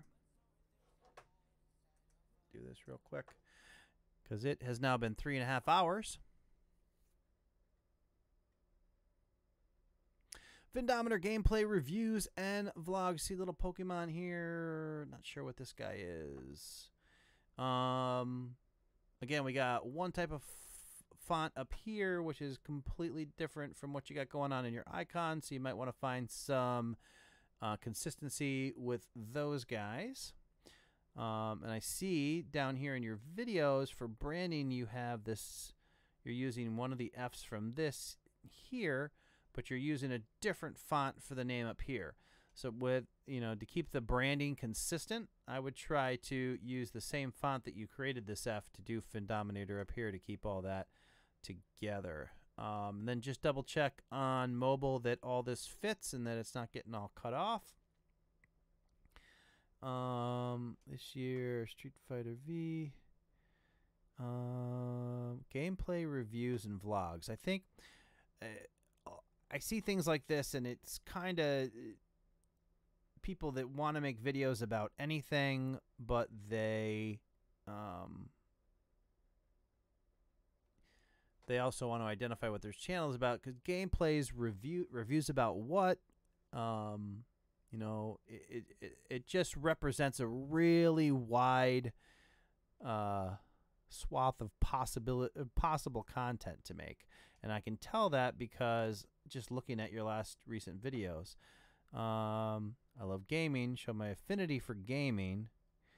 Playthrough, reviews, and descriptions. So gaming focus, and let's just see if... So this is like card gaming. And then this is a story about Jack Black. Yes, Jack Black channel is supposed to be a gaming channel, although he hasn't really done a lot of gaming content yet. Unboxing those. So, yes, it's gaming, but it's not necessarily... Like, this looks like an actual game.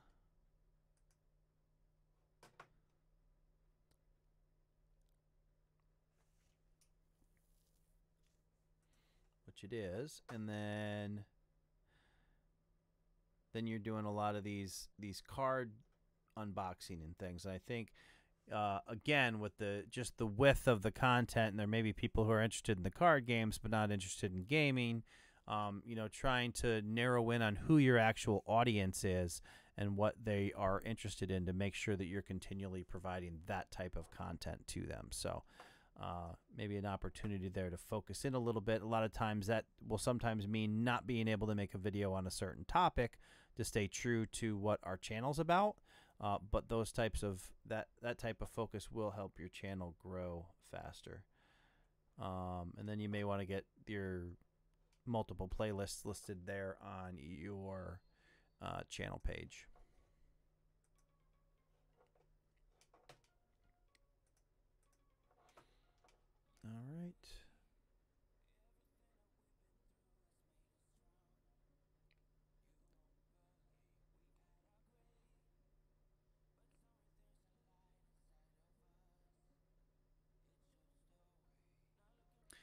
All right. All right, just jumping into the chat real quick. Still people still hanging out here at 12:30 a.m. on the East Coast. Moon Lord out there, good to have you in the live stream. Sorry you're having trouble sleeping, or you woke up from sleeping. It is 12:20. Well, it's 12:31 now, but here as well, here in upstate New York. Have a good night there, Doug. We have FMJ Cobra out there. Eve of Sophia still hanging out. Reyes the Entrepreneur. Thank you so much for the feedback, Reyes the Entrepreneur. I use a lot of your tips. It was an honor having you feature me on your live. Thank you so much for coming and hanging out with us. You seem to have quite a successful channel there, so congrats to you, and hopefully that continues for you. It looks like you're on a pretty good trajectory right now, so enjoy it. All right, here, and